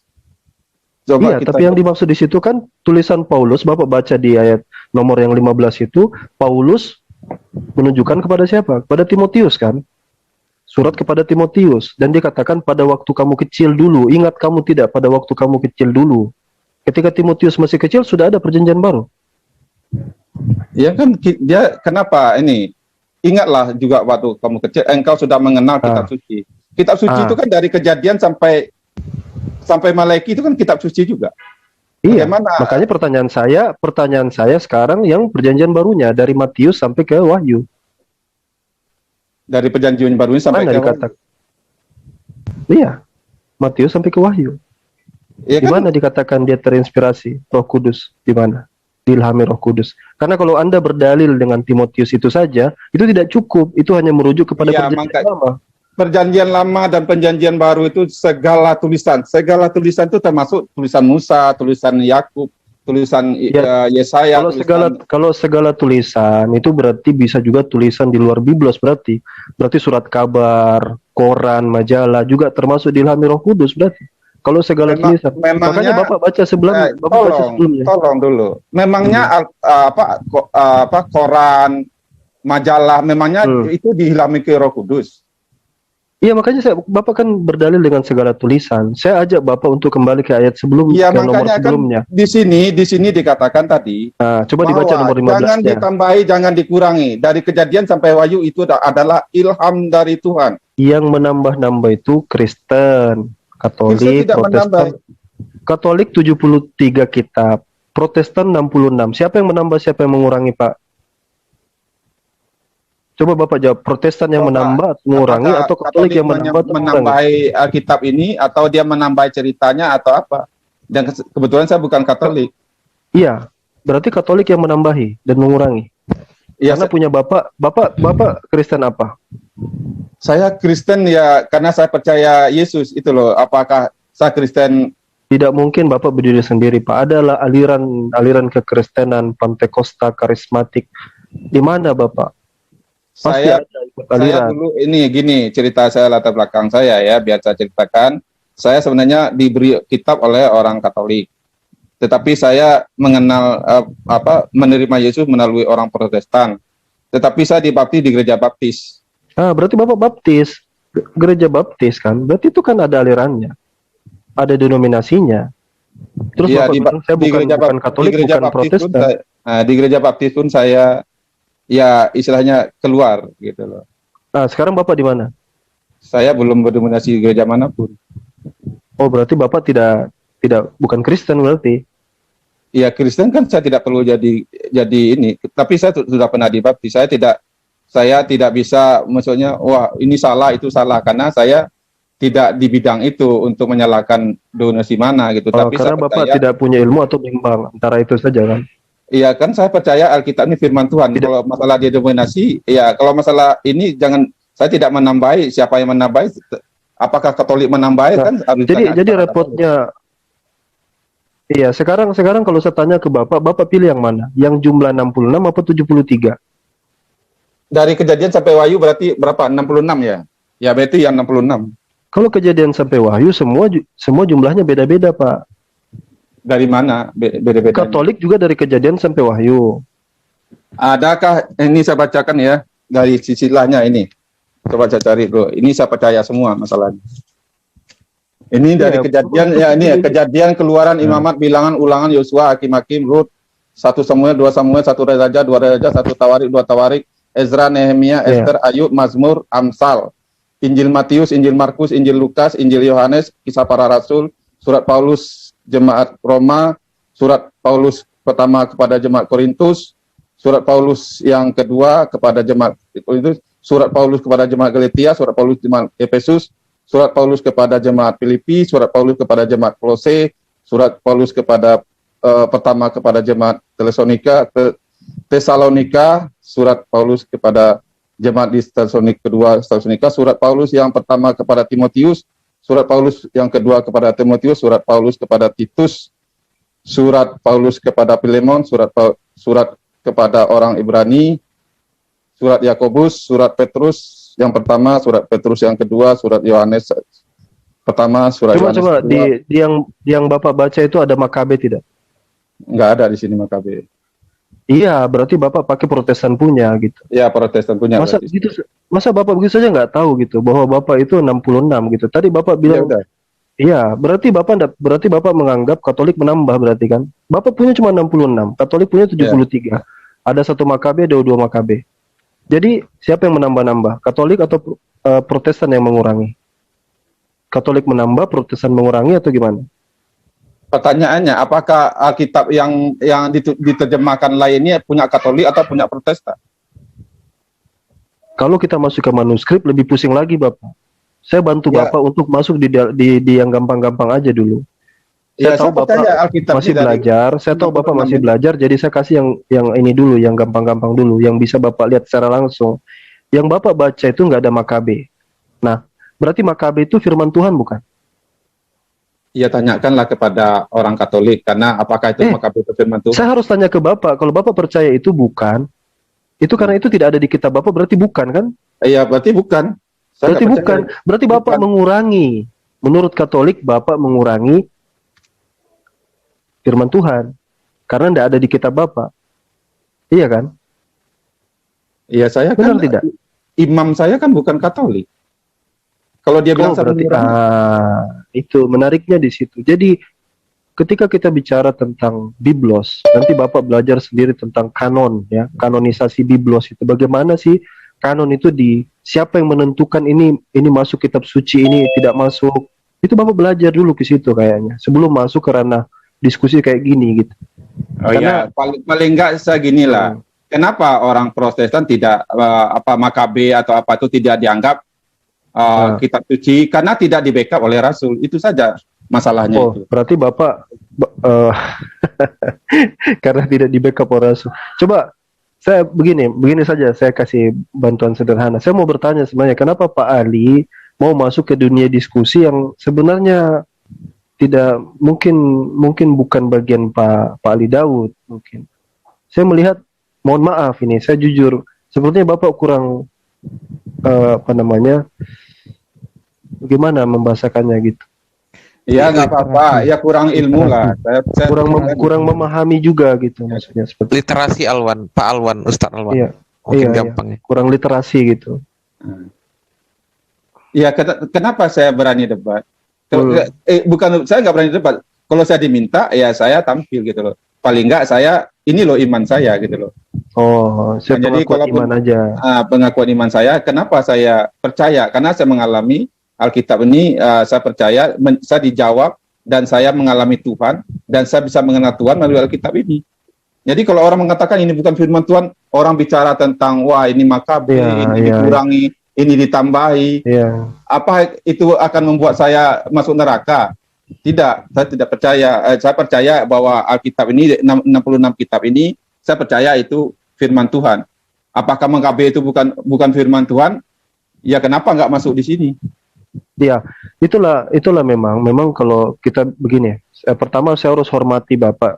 Artinya saya kira misalnya Bapak orang yang terbiasa di dunia diskusi dan debat. Saya pikir mungkin Bapak lebih cocok mungkin kayak persaksian iman aja gitu. Karena kalau masuk ke ranah seperti ini kan butuh literasi ya, butuh literasi. Nah, saya mau pahamkan begini Pak, dampak daripada memilih itu ada konsekuensi logis. Kalau Bapak misalnya masuk ke sekolah yang nakal, Anda berpotensi nakal di situ. Anda masuk ke sekolah yang berprestasi, Anda berpotensi untuk berprestasi di situ. Jadi ada konsekuensi logis. Kalau Anda berbuat kriminal, Anda masuk penjara. Anda berbuat baik, Anda akan mendapatkan reward juga yang baik. Begitu juga di dalam hidup memilih ini. Makanya di dalam Al-Quran itu dikatakan, la ikraha fid din, tidak ada paksaan dalam agama. Makanya saya tuh tidak akan memaksakan Bapak untuk pindah agama. Bapak mau percaya batu, mau percaya tiang listrik, itu bukan urusan saya.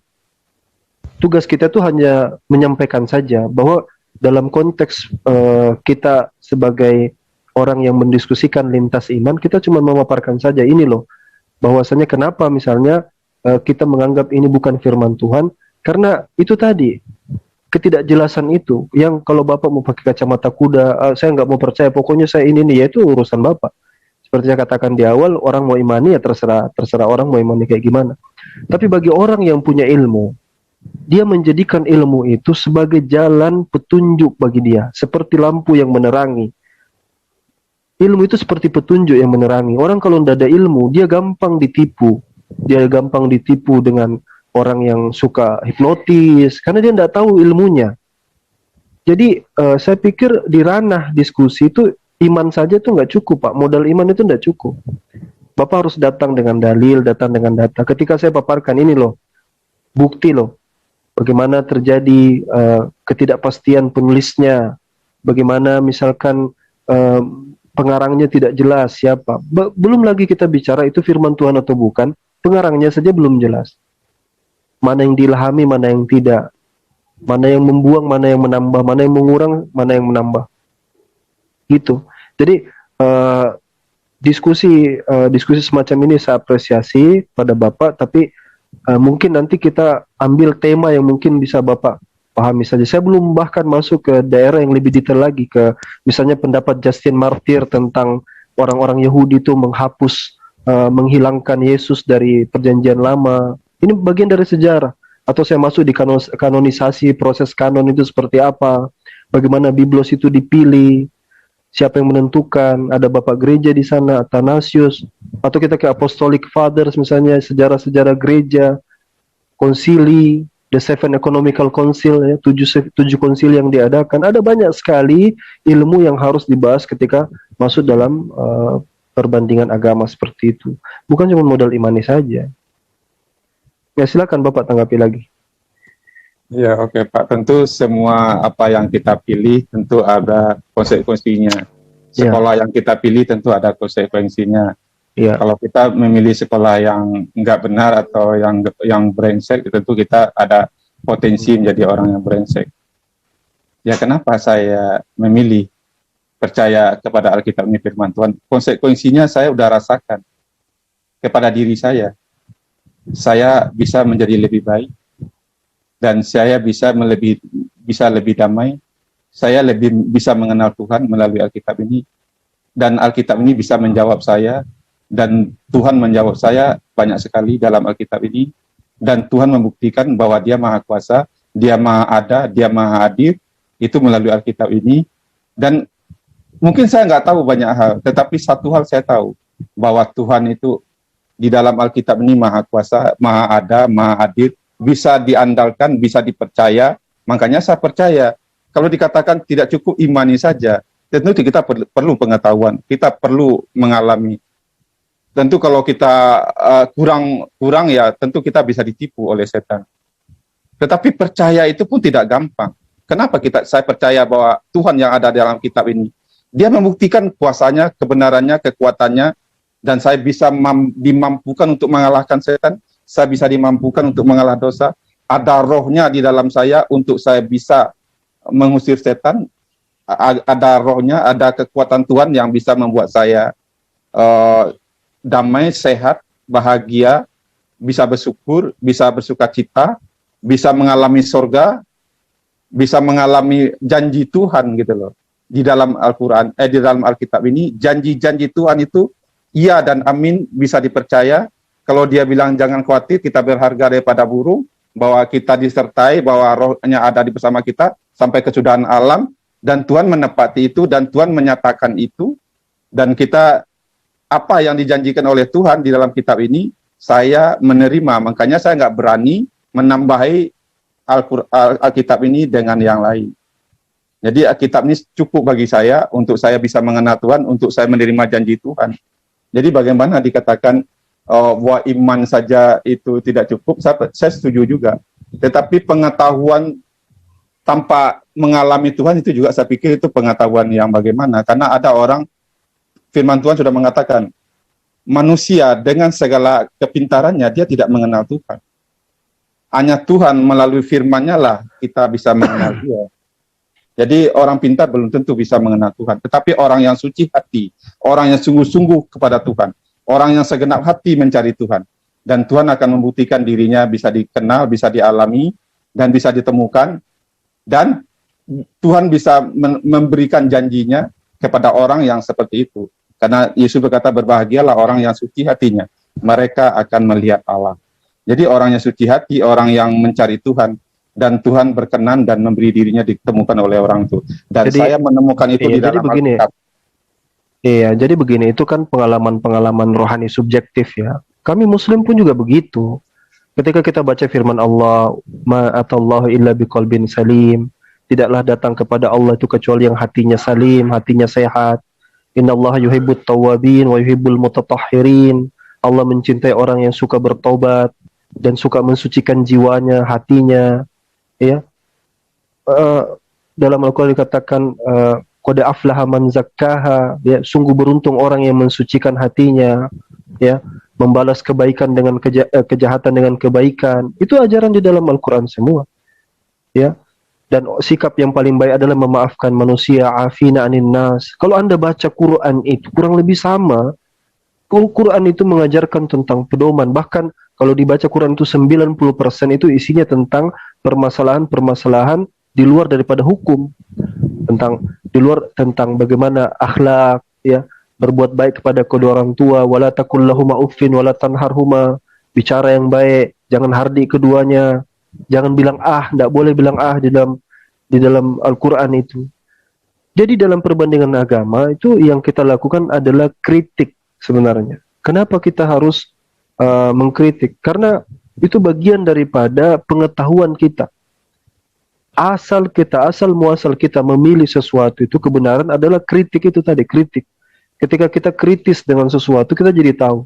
Nah, sekarang saya bikinkan proklaim ya. Proklaimnya begini Pak Ali. Quran itu, saya sering bandingkan dengan Biblos, dan saya sering ulang-ulang kalimat ini. Berdasarkan ilmu pengetahuan yang saya pelajari, kadang saya membandingkan antara Biblos dengan Quran. Mohon maaf sekali lagi, saya mohon maaf. Ini perbandingan subjektif saya, bahwa itu seperti mutiara dengan batu kali. Yang paling pertama yang saya amati itu adalah tentang keterjagaannya.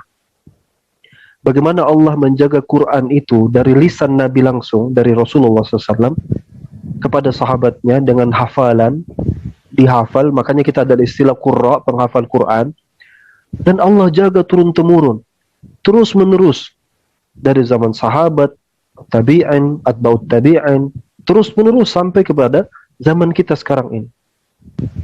Sampai kepada zaman kita sekarang ini, budaya menghafal itu digalakkan terus-menerus. Sementara Biblos itu, siapa yang menghafal Biblos? Budaya menghafal itu nggak ada dalam Biblos itu. Masalah yang kedua, asli Biblos itu sudah nggak ada. Bapak belajar coba. Bapak baca buku otograf. Mana otograf Biblos? Sudah nggak ada, hilang. Terus, dari mana kalian menerjemahkan Biblos itu?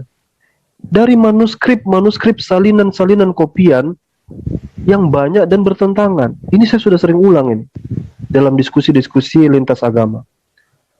Jadi saya tidak pernah katakan kalau ada orang misalnya berbahasa Yunani, saya bilang jangan pernah bilang itu bahasa orisinalnya, salah itu. Bahasa kopiannya.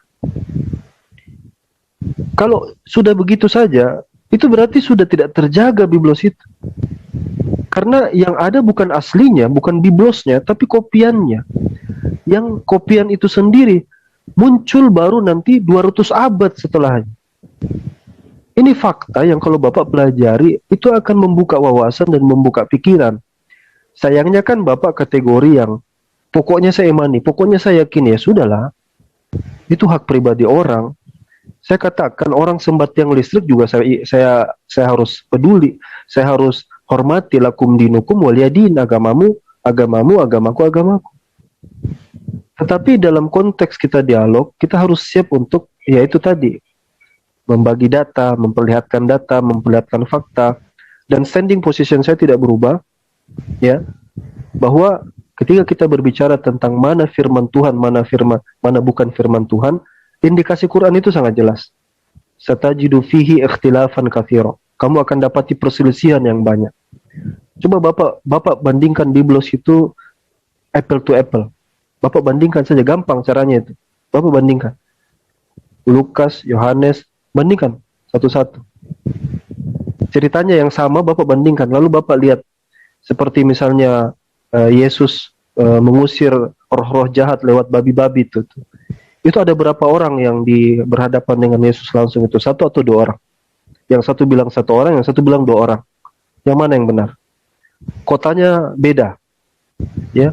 Satu bilang Gedara, satu bilang apa itu? Yang satu lagi. Kotanya beda, orangnya beda.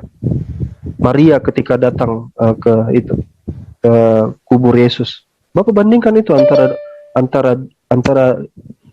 gospel yang ada itu. Cuman kan sayangnya banyak orang yang tidak membandingkan itu, lalu mengatakan, oh berkesesuaian, oh dia begini. Itu kan doktrin, ya. Kalau Bapak ke gereja itu doktrin yang dikasih. Tapi kalau Bapak belajar, coba Bapak buka sendiri gitu loh. Kita tidak usah campur, Bapak bandingkan sendiri. Bapak akan lihat ketidaksamaan itu.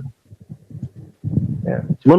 Cuman karena itu tadi saya menghormati Bapak, saya pikir mungkin mohon maaf yang sangat ini karena mungkin sepertinya Bapak belum siap masuk ke dunia diskusi dan dunia debat begini.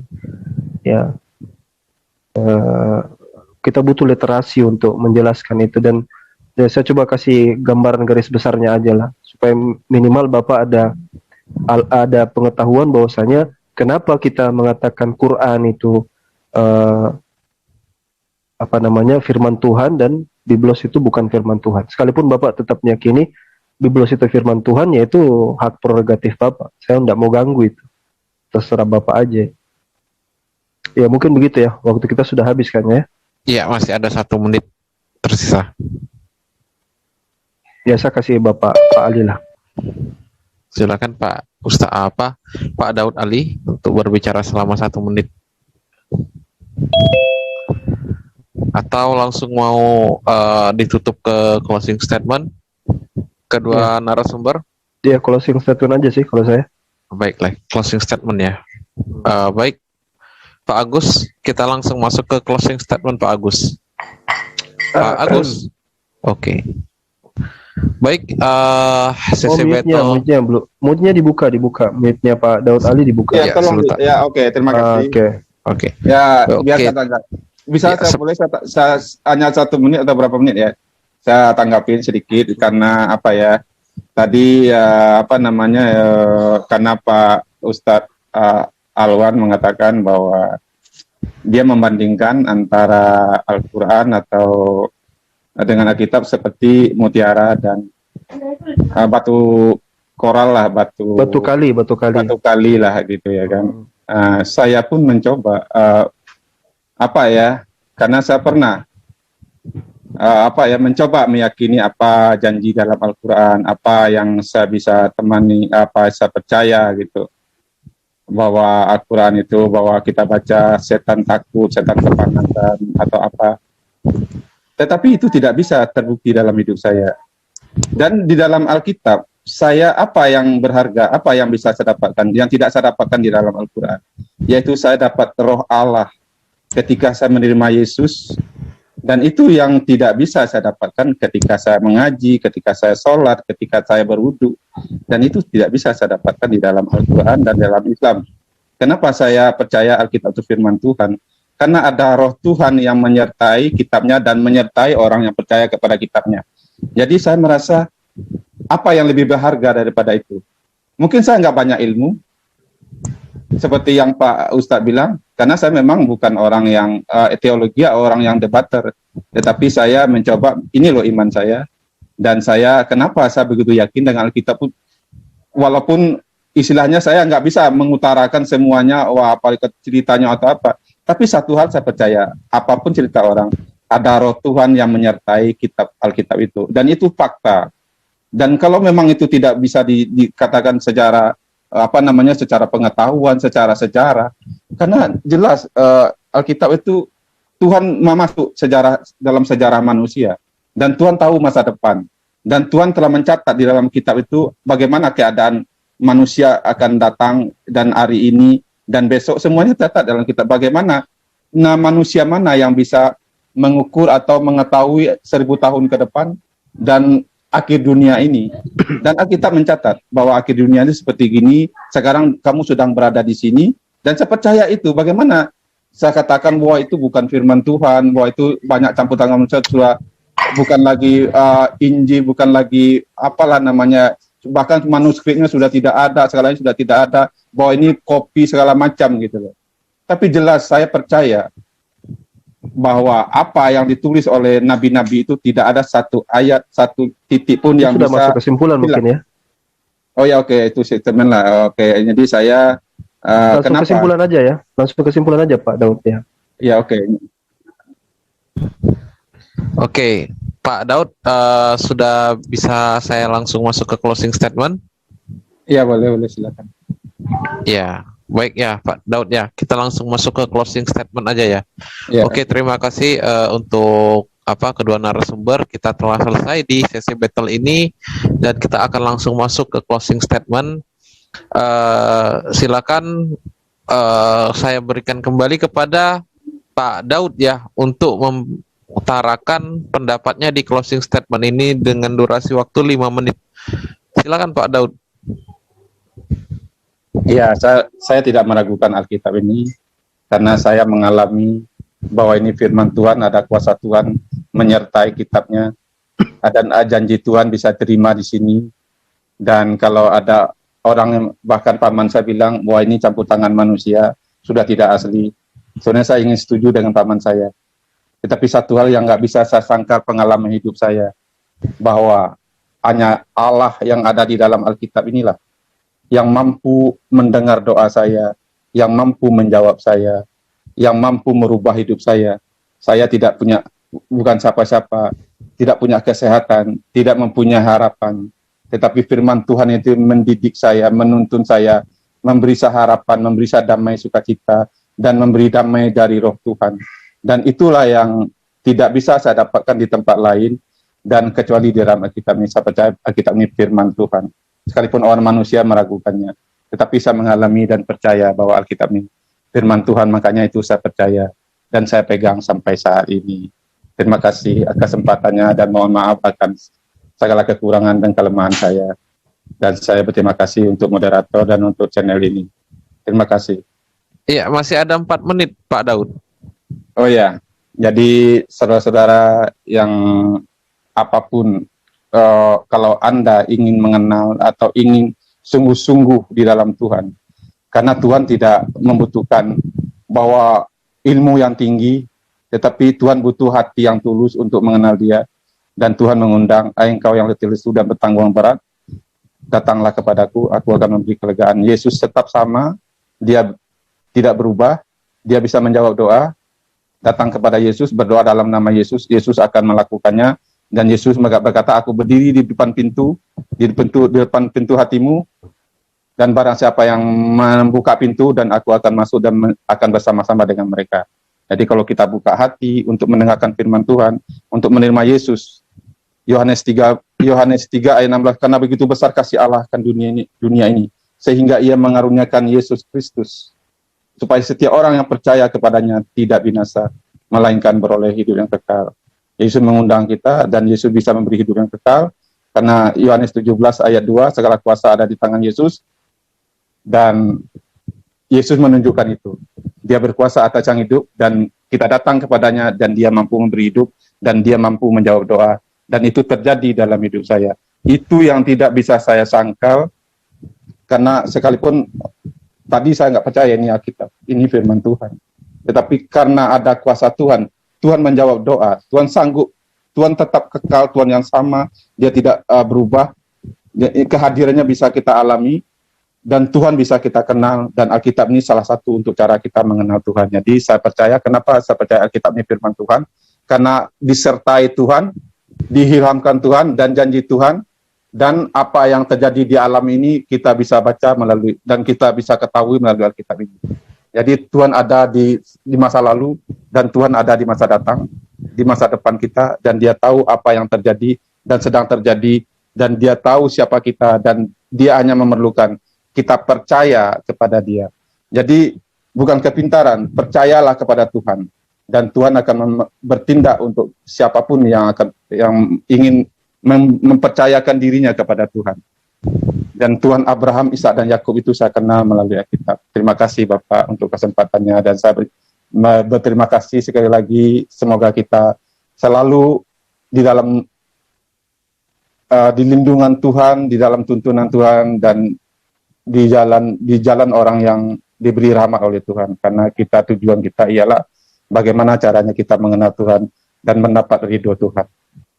Mungkin semua orang mempunyai pemikiran dan pengalaman, tetapi orang yang tulus hati ingin sungguh-sungguh mengenal Tuhan, Tuhan memberi dirinya dikenal oleh orang itu. Terima kasih banyak. Oke, terima kasih untuk Pak Daud Ali yang telah memberikan closing statement-nya. Langsung saja kita langsung menuju ke Ustadz Alwan ya, kalau begitu ya. Saya sampai salah menyebutkan ini, saya pikir Bang Alwi. Ustadz Alwan, silakan Ustadz Alwan untuk memberikan closing statement-nya. Durasi waktunya 5 menit seperti opening tadi. Monggo Ustadz. Jadi begini, dalam sebuah hadis itu dikatakan begini, "May yuridillahu bihi khair yufaqihu fid din."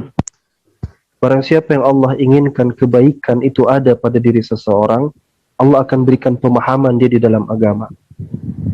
Pemahaman ini adalah ilmu pengetahuan. Ilmu itu cahaya, kata Nabi. Ilmu itu nur yang menerangi kegelapan, biar orang bisa membedakan mana hak, mana batil, mana tai, mana bukan.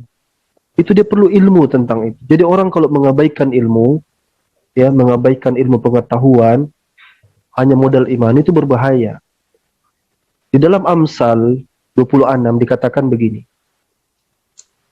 mengutus orang bodoh untuk menyampaikan pesan sama dengan mematahkan kaki sendiri dan mencari kecelakaan.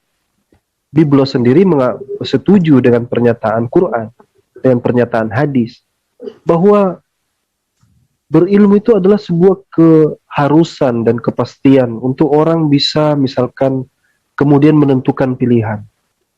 Nah, berbicara tentang apa yang sudah kita diskusikan tadi, ya, tentang pengetahuan tentang penulis misalnya, tentang sumber yang menulis, pengetahuan tentang siapa dan bagaimana ditulis, siapa yang menulis dan bagaimana ditulis. Lalu pernyataan-pernyataan yang tidak selaras misalnya, kontradiksi dan segala macam. Yang saya coba untuk berusaha untuk memaparkan itu sesederhana mungkin, agar orang juga paham dan agar Pak Ali Daud juga paham. Tetapi yang saya ingin stressing pada kesempatan kali ini adalah bahwa ketika kita bicara tentang kitab suci yang kita imani, itu pasti punya konsekuensi logis. Dan kita orang Islam itu nggak akan tidak akan memaksakan orang untuk masuk ke Islam. Innama anta muzakkir lasta alaihim bimusaitir. Tugas kita itu hanya mengingatkan saja bahwasanya, ya, karena kalau kalian tidak berjalan di atas ilmu, kalian akan tersesat. Kalau kalian hanya modal percaya, kalian akan tersesat. Nanti di hadapan Allah kalian akan dituntut. Makanya di dalam Islam itu dikatakan talabul ilmi faridatun ala kulli muslim. Menuntut ilmu itu wajib untuk setiap muslim. Ya. Dan guru-guru kita juga sering di sekolah bilang begitu, kamu belajar. Ya. Kalau belum tahu belajar. Karena kalau kalian tidak belajar, kalian tidak pintar. Kalau kalian tidak pintar, kalian bisa tersesat, disesatkan orang. Ya. Dan bahkan bukan hanya disesatkan orang, tapi menyesatkan orang juga. Ya, dolun mudillun, sesat dan dia ikut menyesatkan orang. Ada orang yang percaya dengan ada orang bisa datangkan uang dari balik baju, ya, dan berapa banyak pengikutnya bilang, tapi saya percaya dia bisa gitu. Modal percaya tidak cukup. Tapi tugas kita sekali lagi hanya menyampaikan. Tapi di antara sekian orang yang kita sampaikan itu pasti ada yang hatinya keras. Itulah yang Allah katakan wa may yahdillahu fala yudhillalah wa may yudlil fala hadiyalah. Orang-orang yang memang sudah terlalu keras hatinya, tidak bisa lagi menerima kebenaran, dikatakan summum bukmun umyun fahum la yarji'un. Summum bukmun umyun fahum la yarji'un. Bisu, tuli, buta, dan dia tidak bisa kembali lagi. Ya, pandangannya sudah dibutakan dengan sesuatu yang diada-adakan. Ya. Dan kalau kita bicara pengalaman rohani itu semua ada, ya, semua orang begitu. Gitu. Tapi itu saya tidak anjurkan. Gitu. Baik orang pindah ke Islam, pindah ke Kristen, murtad atau mu'allaf, semua bawa pengalaman-pengalaman rohani. Ada yang di Muslim juga, di mu'allaf juga begitu. Oh, saya mimpi ketika saya berdoa kepada Yesus, saya mimpi dengan begini. Tapi itu tidak dianjurkan. Di dalam Islam itu dianjurkan untuk seseorang itu belajar, cari tahu, belajar mana Tuhan yang benar, mengetahui ilah Tuhan yang benar, belajar cari tahu tentang segala hal yang bisa membantu Anda untuk menemukan kebenaran. Karena kebenaran itu harus dicari. Kebenaran itu harus dibuka dulu dada kita ini, baru kita juga harus berusaha. Innallaha la yughayyiru ma biqaumin hatta yughayyiru ma bi anfusihim. Allah tidak merubah orang itu kecuali orang itu merubah dulu dirinya. Seperti itu. Ya, mudah-mudahan ini jadi ibrah, jadi pelajaran buat kita. Jadi mudah-mudahan di perdebatan nanti itu kita akan tampilkan lagi perdebatan yang betul-betul berdebat. Ya, ini mungkin lebih kayak, kalau saya melihat, saya kayak menyaksikan kesaksian iman sebenarnya. Tapi ya sudahlah, itu bagian daripada diskusi, debat. Kita ikuti saja, kita hormati. Saya mohon maaf sama Pak Ali Daud kalau ada kata-kata saya yang menyakiti perasaan beliau, saya mohon maaf. Dan kepada semua juga yang menyaksikan, saya juga mohon maaf kalau ada salah silap kata. Wa akhirul kalam, alhamdulillahirabbil alamin. Terima kasih untuk Ustadz Alwan, alhamdulillah yang telah memberikan closing statement-nya ya. Dengan begitu berakhir juga di sesi ini ya, dan akan dilanjutkan kepada sesi partisipan. Namun untuk itu, sebelum itu saya ingatkan untuk partisipan jika ingin bertanya kepada narasumber, silakan raise hand, gitu ya, raise hand terlebih dahulu. Dan ini saya akan tutup dulu acaranya karena nanti akan dilanjutkan kepada Pak Agus, insya Allah, untuk memandu para partisipan bertanya kepada narasumber. Baiklah, dengan begini saya tutup dulu acara ini. Terima kasih untuk kedua narasumber kita yang telah bersedia ke ISDN pada malam hari ini. Ustadz Alwan, terima kasih yang telah memberikan penjelasannya yang sangat luar biasa pada malam hari ini, dan juga terima kasih juga untuk Pak Daud Ali yang telah menjelaskan tentang keimanannya dari seorang Muslim menjadi seorang pengikut Kristus ya. Dan juga untuk para partisipan yang menyimak acara ini dari awal sampai selesai dengan tertib, tidak terjadi gaduh, alhamdulillah.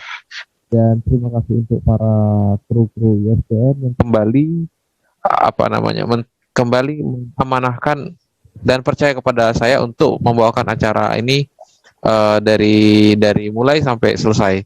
Dan juga saya memohon maaf apabila ada kekurangan dalam diri saya mohon ampun kepada Allah Subhanahu wa taala. Baik, saya tutup acara ini. Billahi taufik wal hidayah. Wassalamualaikum warahmatullahi wabarakatuh. Waalaikumsalam. Ya.